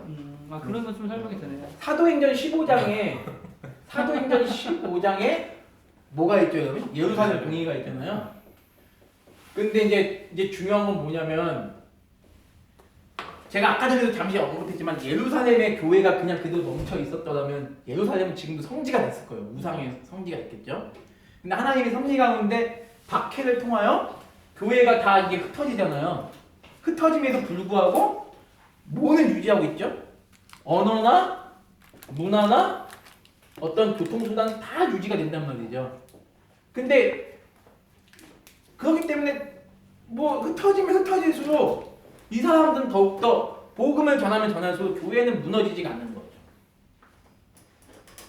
지금은 교통이 더 발달했는데 지금은 왜 부흥 안 됩니까? 언어가 안 되잖아. 언어가 안 된다고? 근데 저는 되게 중요한 질문이라고 봐요. 뭐 지금 교통이나 더 발달되는데 뭐가 안 된다요? 복음이 왜 안 되냐시냐. 복음이 왜 더 안전해질까요? 그 얘기 하시는 거예요? 그러니까 저게 만약에 네. 그때 당시에 복음 전파에 큰 어떤 그런 거였다고 한다면 지금은 뭐 더 발달했는데 왜 더 안 되냐? 아니 지금 다 복음이 다 전해진 거지. 이미. 이미 전해졌다고. 네, 전 아, 이미 다 전해진 건 아니지만 네. 이미 뭐 100%는 아니지만 보편화된 거. 진짜 저 당시에는 아예 없던 데니까. 저 때는 이제 새롭게 전해지는 때고. 그렇죠. 새롭게 전해. 그거 조금 다른 생각이긴 한데. 근데 지금 솔직히 질문하시는 모든 것들이 솔직히 다 논문 주제가 충분히 될 수 있거든요. 근데 솔직히 성경은 그런 것들에 대해서 일일이 다 나오진 않는다고. 그러니까 그래서 제가 물론 이제 교회 역사가 다 그걸 다 답변해 주는 건 아니지만 그럼에도 불구하고 그런 성경의 그런 사실들을 우리가 좀 더 깊이 보려면 이런 교회 역사는 이제 공부해 두는 게 좋겠다. 이제 그런 개념인데 오늘날에도 교통수단이 발달되는데 왜 또 복음이 안 전해지냐? 왜 예수님 믿는 사람이 점점 더 늘어나야 되는데 늘어나지 않느냐? 이 얘기하시는 거잖아요.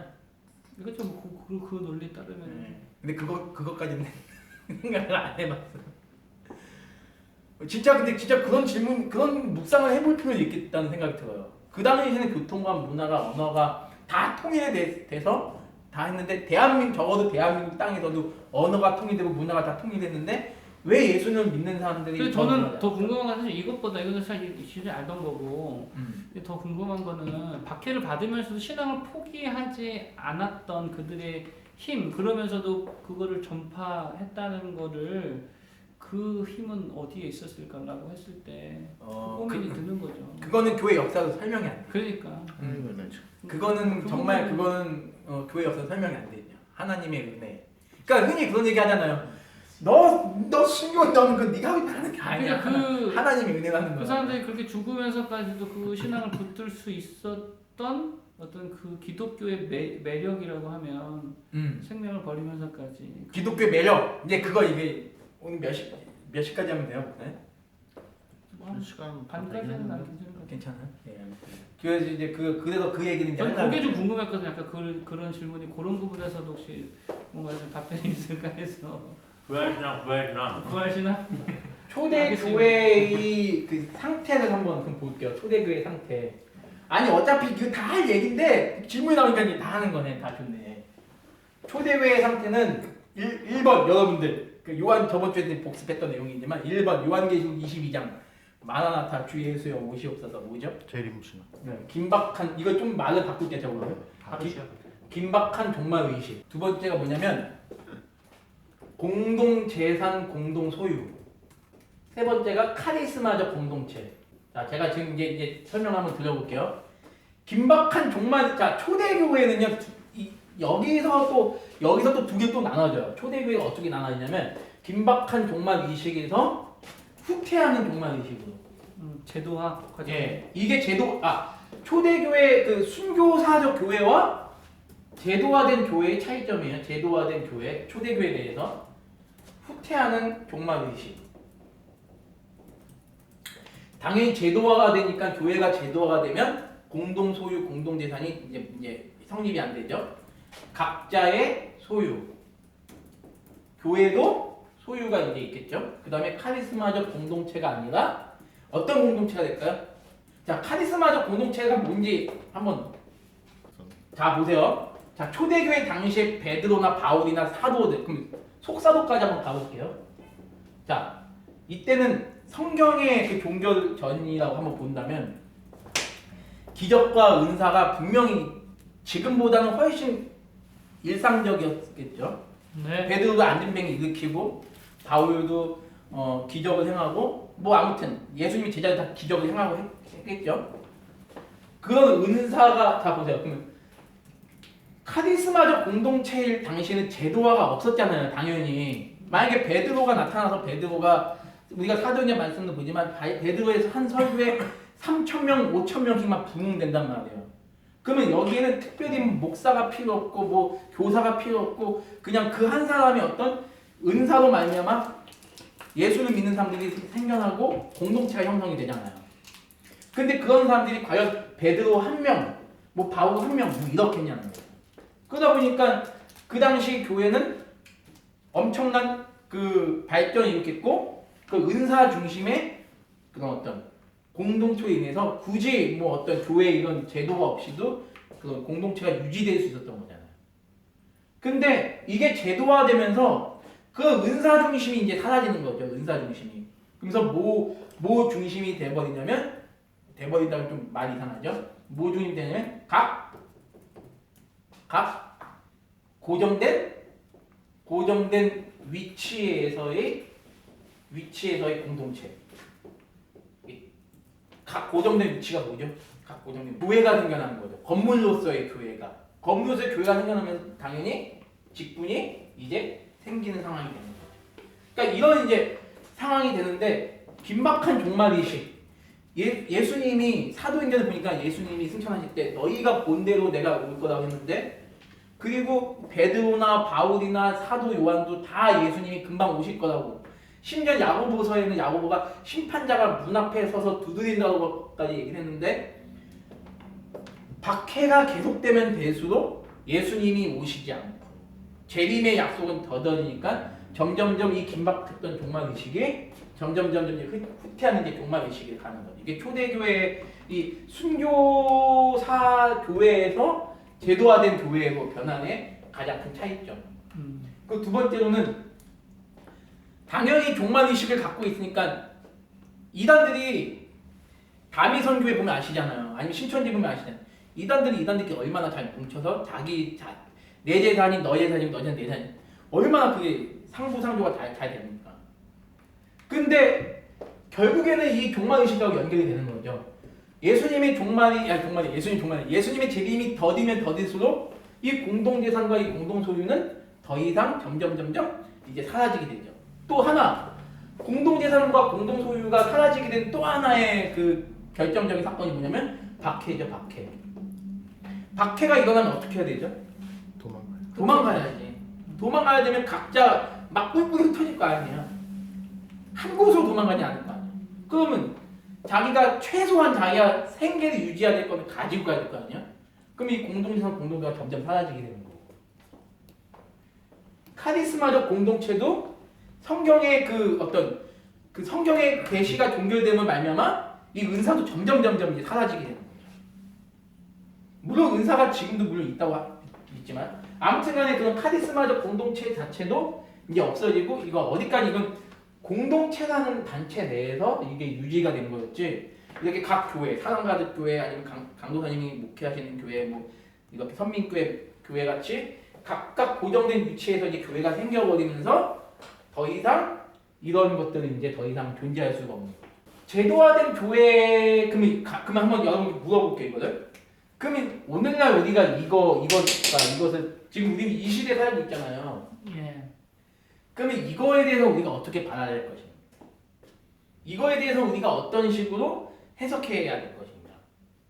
이 시대로 돌아가는 게 진짜 정답일까? 아니면 이거를 유지하면서 이거를 추구해 나가는 게 정답일까? 추구해야죠. 어떻게 추구하면 좋을까요? 유지하면서 추구해야죠. 그러니까 역사 신학에서 이런 거를 좀 우리가 한번 생각해 볼 필요가 있을 것 같아요. 초대교회를 바라보면서 이거를 한번 우리가 좀 바라볼 필요가 있을 것 같겠다. 근데 이게 긴박한 종말의식이 그러니까 한번 물어볼게요. 제가 여러분한테. 우리가 살아갈 때 긴박한 종말의식을 가지고 살아가는 게 맞나요? 당황하셨어요? 근데 어떻게 하면 긴박한 종말의식을 우리가 그러면 긴박한 종말의식이 없는 거 후퇴하는 종말의식이라는 것 자체가 왜냐하면 긴박한 종말의식이라는 게 물론 지금 초대교회 당시에 그들이 가지고 있었던 긴박함과 우리의 긴박함은 다르죠 당연히. 근데 저는 그런 거라는 거죠. 지금 우리가 현재 교회가 종말의식 자체가 사라짐으로 인해서 오는 폐해로 인해서 생겨난 문제들이 너무나 많거든요. 맞아요. 왜냐하면 자기 때에는 주님이 오시지 않을 거라는 그런 교만함. 네. 왜냐면 그게 저는 문제예요. 그래서 우리가 흔히 얘기하는 게 주님이 언제 오실지 아무도 모른다고 성경에 나와 있는 그대로 우리는 그런 긴박한 종말 의식을 그러니까 긴박하라는 말 때문에 지금 그렇게 말씀 표현하시는 건지 모르겠지만 그런 종말 의식을 갖고 살아야 된다라고 우리가 주야장천 얘기하고 있는 거 아니에요? 그렇죠. 네. 근데 원래 개혁주의가 긴박한 종말의식 아니지 않습니까? 긴박한 종말의식을 갖고 살아야죠. 그럽니까? 그러니까 왜냐하면 제가 그래서 아까 전제 조건을 삼은 게 뭐냐면 초대교회 당시에 그러니까 원시교회라고 표현까지 하지만 원시교회 자체가 왜냐하면 그들은 정말 수일 내에 주님이 오실 거라고 왜냐하면 그 사도들이 다 죽기 전에 주님이 오실 거라고 그렇게 믿고 살았기 때문에 저 긴박한이란 말이 붙은 거잖아요. 근데 제가 공부했을 때 정말로 공부했을 때 긴박한에 여기 두 가지가 있는 걸로 알거든요. 네. 상황적 긴박함과 네. 시간적 긴박함이라고 네. 제가 이제 그렇게 알고 있고 네. 그리고 이제 약간 세대주의나 이쪽에서 말하는 거는 시간적 긴박한 네. 종말주의고 개혁파나 뭐 무천년 쪽에서는 시간적 긴박함보다는 상황적 긴박함에 대한 의식이 있어야 된다라고 공부를 했어가지고. 아니, 저도 그 말에 네. 부정하는 건 아니에요. 부정하는 건 아닌데 그 시간적 그 긴박함이라는 것 속에서는 뭐냐면 그 원시교회 초대교회 당시에 그 살았던 그분들은 왜냐하면 자기가 죽기 전에 이미 왜냐면 거의 못 박아져 있는 상태거든요. 사도들이 있었기 때문에 베드로라든지 그 많은 예수님의 사도들이 있었잖아요. 그 사도들이 죽기 전에 주님께서 오실 것이라고 약속하셨다라고 믿고 그들은 살았는데 박해로 인해서 사도들이 한 명씩 다 죽어나가기 시작하는 거예요. 그리고 마지막이었던 그 요한까지 다 죽고 난 이후에 이 사람들의 그 긴박한 종말 의식이 이루어지지 않은 거잖아요. 왜냐하면 그러니까 그게 시간적 그거는 맞아요. 오늘 이미 사도가 없으니까 그 상황적 그것의 긴박함이라는 게 우리가 현재 갖고 살아야 되는 거는 맞음에도 불구하고 그렇다고 해서 우리가 그럼 과연 시간적 종말의 긴박함을 버려야 되느냐? 갖고 있어요. 왜냐하면 상황적 긴박함이라는 것이 결국 시간적 긴박함에서 오는 걸 수밖에 없는 거거든요. 왜냐면 아니지 다르죠. 왜냐면 시간적 긴박함을 우리가 종말을 볼 때에 네. 말세 표정들이 있잖아요. 네네. 그런 부분들에 있어서 아직 뭐 적그리스도의 네. 출현이라든지 아주 강한 박해가 있다. 이런 네. 건 아직까지 뭐 그런 상황이 아니니까 그렇게 시간적으로 긴박함을 갖지 못할 수밖에 없는 그런 이유가 있을 수 있잖아요. 그러니까 제가 여기서 말씀드리고자 하는 바가 뭐냐면 그 시간적 긴박함을 놓쳐버리게 되면 상황적 긴박함 자체가 오지 않는 거예요. 왜냐하면 그 긴박함이라는 자체에는 이미 리밋이 걸려 있는 거거든요. 그 리밋이라는 것이 그 제한 장치로 주어져야만 긴박함이라는 상황이 오는 거예요. 초대교회 당시에 그들이 긴박할 수밖에 없었던 이유는 리밋이 정해져 있기 때문이거든요. 왜냐하면 리밋이 없으면 그 긴박함 자체가 생겨나지 않죠. 그 텐션이 생겨나지 않는 거거든요, 사실은. 그러니까 우리가 언제일 수는 알 수 없지만 그 시간적 리밋이 우리에게 존재한다라는 그 생각을 가지고 있는 것이 결국 상황적 긴박함을 만들어내는 거거든요. 우리의 삶 속에서. 그러니까 그러면은 근데 지금은 그러니까 오늘날은 그 시간적 긴박함에 대한 그러니까 시간적 리밋에 대한 그 생각 자체가 없는 거예요. 그러니까 이게 결국에는 우리가 이제 아무튼 역사신학, 그러니까 우리가 이제 역사신학을 때는 이제 저번에도 얘기했지만 역사신학을 이제 신학의 거울이라고 이제 이승우 교수님이 이렇게 표현을 하시는데 결국에는 지금의 상황을 보여주는 거울이 이거라는 거죠. 그러니까 이제 결국에는 이제 특히 이제 개혁신학이라고 했을 때는 결국에는 초대교회의 어떤 정신을 돌아갔을 때는 이거를 그대로 돌아가자는 건 아니겠죠. 아니고 이런 정신들. 그러니까 긴박한 종말 의식을 가져야죠, 당연히. 오늘 올 수도 있기 때문에 거기에 대한 긴박함을 가지고 살아간다면 그 삶이 그 하루의 삶이 너무 피곤하죠. 못 살아요. 그러면 안 되겠지. 아까 박사님 말씀대로. 오늘 예수님 오실 수도 있어. 아니 그러니까 저는 그거라는 거예요. 그 긴박한 종말의식이 아까 말씀하신 대로 골방을 들어가가지고 뭐 주야장천 뭐 기도만 하고 뭐 주님 오시고 그러니까 막 이제 극단적으로 나타나는 이단들처럼 막 자기를 막 나야하고 막 이런 의식으로 나타날 게 아니라 성경에서 얘기하고 있잖아요. 너 박 가고 있으면 박 가라 열심히. 최선을 살면서 그거라는 거죠. 근데 저는 개인적으로 오늘날 교회가 정말로 긴박한 종말의식이라고 얘기하지 않게요. 그냥 종말론 자체가 우리 삶의 영역 속에서 그냥 먼 뜬구름처럼 생각되어지는 게 많은 거예요. 없다. 그래서 아니 없다라고까지는 얘기하지 않겠어. 희미하다. 희미하다. 솔직히 없어. 그러니까 그게 아니야. 없어. 만약에 이 긴박한 종말식이 있다면 성도들이 정말 열심히 살고 열심히 신앙을 저 이 하시고. 말에 전적 공감해요. 공감합니다. 없어요. 그렇죠. 그러니까 그거에 대한 반향으로 그러니까 우리가 날짜를 못 박진 않으나 못 박으면 진짜 못 박진 않으나 우리가 우리의 삶 속에서 종말을 마라나타를 해야 된다는 거죠. 마라나타를 진짜. 그렇죠. 어떤 얘기인지 알죠. 근데 그 당시에 저 긴박한 쟤네 제가 이렇게 저 모르겠어요. 제가 그 파르샤라고 자꾸 그거 얘기해서 그러는데 이 파르샤가 진짜 요한계시록에도 나오고 제가 초대교회 원시교회의 모습 속에서 엄청 나오거든요. 그러니까 저 사람들은 저게 아마 저게 소망이었으니까. 왜냐면 요세푸스 거기에서도 보면 요세푸스 유대교회사들 거기서도 보면 그게 나와요. 근데 그게 예수님 당시뿐만이 아니라 그 아까 얘기한 그 이전에 그 프톨레미 왕가에 의해서 그 중간기서부터 그 열신당 나오고 그 제국당 나오잖아요. 네. 걔네들한테도 다 그런 의식이었거든요. 왜냐면 메시아가 오셔야 된다. 메시아가 곧 오신다. 결국 그게 이제 연결된 거 보면 물론 그들이 생각하는 메시아는 아니죠. 당연히 그러니까 네. 그들은 예수님을 메시아라고 생각하지 않았으니까.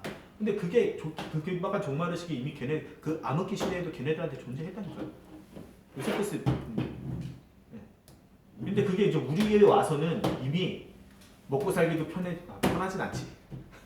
궁핍하긴 하지만 저 때보다 그쵸. 저 때보다 저거 하진 않고 저 때보다 생명의 위협을 느끼지 않으니까 이게 그 반대로 생각할 수 있지 않아요? 너무 긴박하게 종말의식 갖고 있으니까 그래서 실망한 거 아니야?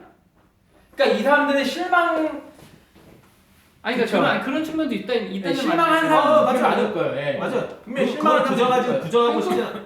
꼭 긴박한 종말의식이라는 게 꼭 좋은 거냐? 저는 그런 생각도 할 수 있는 거죠. 그러니까 제가 얘기하는 건 이거예요. 그게 아니 그거 똑같은 거 아니에요. 기도해서 긴박하게 하나님께서 응답하실 줄로 계속 기대했는데 안 주셔. 그러니까 실망하고 교회 떠나 이럴 수도 있잖아. 그건 기도가 아니죠. 아니 그러니까 사람이라는 게 그럴 수 있잖아. 그러니까 내가 말하는 거는 긴박한 종말의식 가지라고 얘기했는데 이것도 논문 주제가 되게 한 달 주다 가졌어. 근데 안 초대교회 보시는데 1년이면 안 그러다가 긴박한 교회 떠나볼 수 종말의식의 있잖아요. 장단점. 그러니까 그거는 잘못된 지식이니까. 그러니까 적용을 할 때 조금 더 우리가 시대에 맞는 적용은 필요하다라는 생각을 하는 거지. 그러니까 저는 그렇죠. 그 서로의 뭐 이제 가치관의 차이긴 한데 그래서 저는 종말 의식을 더 가져야 된다. 그럼 마무리를 지을게요 제가 하고 결국에는 근데 공동재산 공동소유는 그 당시 상황이 그럴 수밖에 없는 상황이 돼버려요. 그 당시 상황이 그렇기 때문에 오늘날 교회도 공동재산 공동소유 나가야 된다라고 얘기하는 건 이거는 맞지 않죠. 예, 맞지 않죠. 그렇지만 아까 강도사 말씀대로 공동재산 공동소유를 정신을 정신적으로. 교회가 실현할 수 있는 방법은 구제나 뭐 선교나 뭐 소외된 이웃을 돌보는 방면으로 교회가 적극적으로 나가야 되는 거는 당연히 맞는 거고 카리스마적 공동체가 은사 말고 또 뭐가 있죠? 선포가 있죠. 선포. 그러니까 이제 우리가 이번에도 주일날 배웠지만 하나님의 말씀이 선포되는 곳에 구원이 있다라고 믿잖아요. 우리는. 여기서 선포를 외적 부르심이요. 조금 더 구체적으로 하면 외적 부르심이요. 그치 외적 부르심이 되는 거죠. 꼭 설교에 국한하는 건 아니죠? 네네. 그럼요. 외적 부르심. 예, 근데 복음이 선포되는 네, 데 보고. 그러니까 은사 중심의 카리스마 공동체를 다시 회복해야 한다는 게 아니라 우리는 당연히 이제 이 하나님 말씀. 그러니까 어차피 은사는 물론 당연히 충분히 은사는 오늘날도 있다고 믿지. 물론 계시로서의 은사 말고. 그러니까 계시의 종결성으로서의 결과. 예. 그러니까 우리는 오히려 더 이 카리스마적 공동체를 더 구현할 필요가 제가 있다. 개혁파 그 스터디에서 이 선포가 네. 설교에 좀 국한하는 경향을 봤거든요. 그거 어떻게 생각하세요? 왜냐면 그게 외적 부르심의 가장 중요한 수단이니까. 가장 중요한 수단이기는 하지만 다른 수단들을 존중하고 열심히 전도를 열심히 해야 돼. 그러니까 왜 이런 고민을 했냐면 그때 당시에 굳이 예배 때 설교해야 되냐 요 주제가 있었거든요. 예배 때 예배 때 설교해야 되냐? 왜냐면은 그런 어떤 측면에서 야 설교를 통해서만 구원이 이루어지는 건 아니잖아라고 생각할 수 있다는. 그래서 이제 그때 이제 보수적인 사람들은 아니야 설교가 가장 선포에 가장 중요한 역할이기 때문에 무조건 선포를 해야지라고 했고 한쪽에서는 찬양 집회나 뭐. 아니 찬양이 아니라 찬양이라는 성경 공부도 말씀을 다루는 건데 큐티도 말씀 다루는 건데 뭐가 다른 거야? 이렇게 생각하는 한쪽 구조가 있었거든요. 그 부분에 대한 고민이 있는 거지. 그러니까 왜냐면은 성경 공부 통해서도 구원 받을 수 있잖아요. 그 본인은 어떻게 생각하세요? 저는 당연히 설교가 중요하다고 생각하죠. 선포니까. 그럼요. 나눔이라는 측면보다 그러니까 저는 그래서 선포를 진짜 말 그대로 선포의 영역, 어떤 설교자나 전도자가 진짜 선포하는 영역 그거에 좀 이렇게 국한해야 된다고 생각을 하거든요. 근데 저 아마 그거에 대해서 이제 문제성이 이렇게 되는 건 카리스마적 그거 아까 얘기한 부분에 카리스마적 공동체에서 그러니까 잘못되어진 방향으로 자꾸 흐르는 게 문제잖아요, 우리가. 근데 자꾸 그거에 대해서 이제 잘못되어진 방향이 뭐냐면 오늘날에 적용해 보면 카리스마적 공동체라고 해서 메시지가 아니라 메신저에 대해서 주목하니까 거기서 메시지가 중요한 거잖아요. 설교자를 통해서 나오는 메시지, 그것이 하나님께서 우리에게 주시는 말씀이잖아요. 그 메시지가 중요한 건데 그러면은 카리스마적 공동체에서 오늘날로 보자면 카리스마적 공동체에서 대부분의 보면 메신저가 카리스마적이어야 카리스마적 공동체가 되는 거라고 생각하니까 메신저가 현대 상황에서 현대 상황 지금 상황에서 메시지가 중요하다면 네. 메시지를 전하는 방식은 괜찮다는 거예요? 메시지를 전하는 방식이요. 응. 아니 그 선포에 대한 개념을 이야기하시는 그죠. 거죠. 선포에 대한 계속 개념인데 거지. 그거를 선포 그 독립적으로만 띄워놓으면 그렇게 생각할 수 있는데 이게 예배잖아요. 공동적인 그 안에서 예배에서의 선포잖아요. 그러니까 예배에서의 선포잖아요. 공예배 가운데의 선포. 메신저를 통해서 나오는 하나님의 말씀. 여기서 메신저는 저는 일단 목사님으로 보거든요. 목사님이나 그 교역자들. 그러면 목사죠. 목사. 예. 목사님을 통해 나오는 하나님의 말씀을 중요시 여기는 게 오늘날 교회가 초대교회로 가는 하나의 그 정신이라고 보는데 중요한 메시지도 자기네들이 좋아하는 메신저, 그러니까 이거는 어쩔 수 없는 것 같아요. 자기들의 성향에 맞는 메신저가 있어요, 분명히. 있죠. 있어요. 있잖아요, 자기 성향에 맞는 메신저. 그러면 그 교회만 인기가 많아요. 그래서 그 교회만 커지고 작은 교회들은 작아질 수밖에 없는 거예요. 근데 초대교회는 이러진 않아요.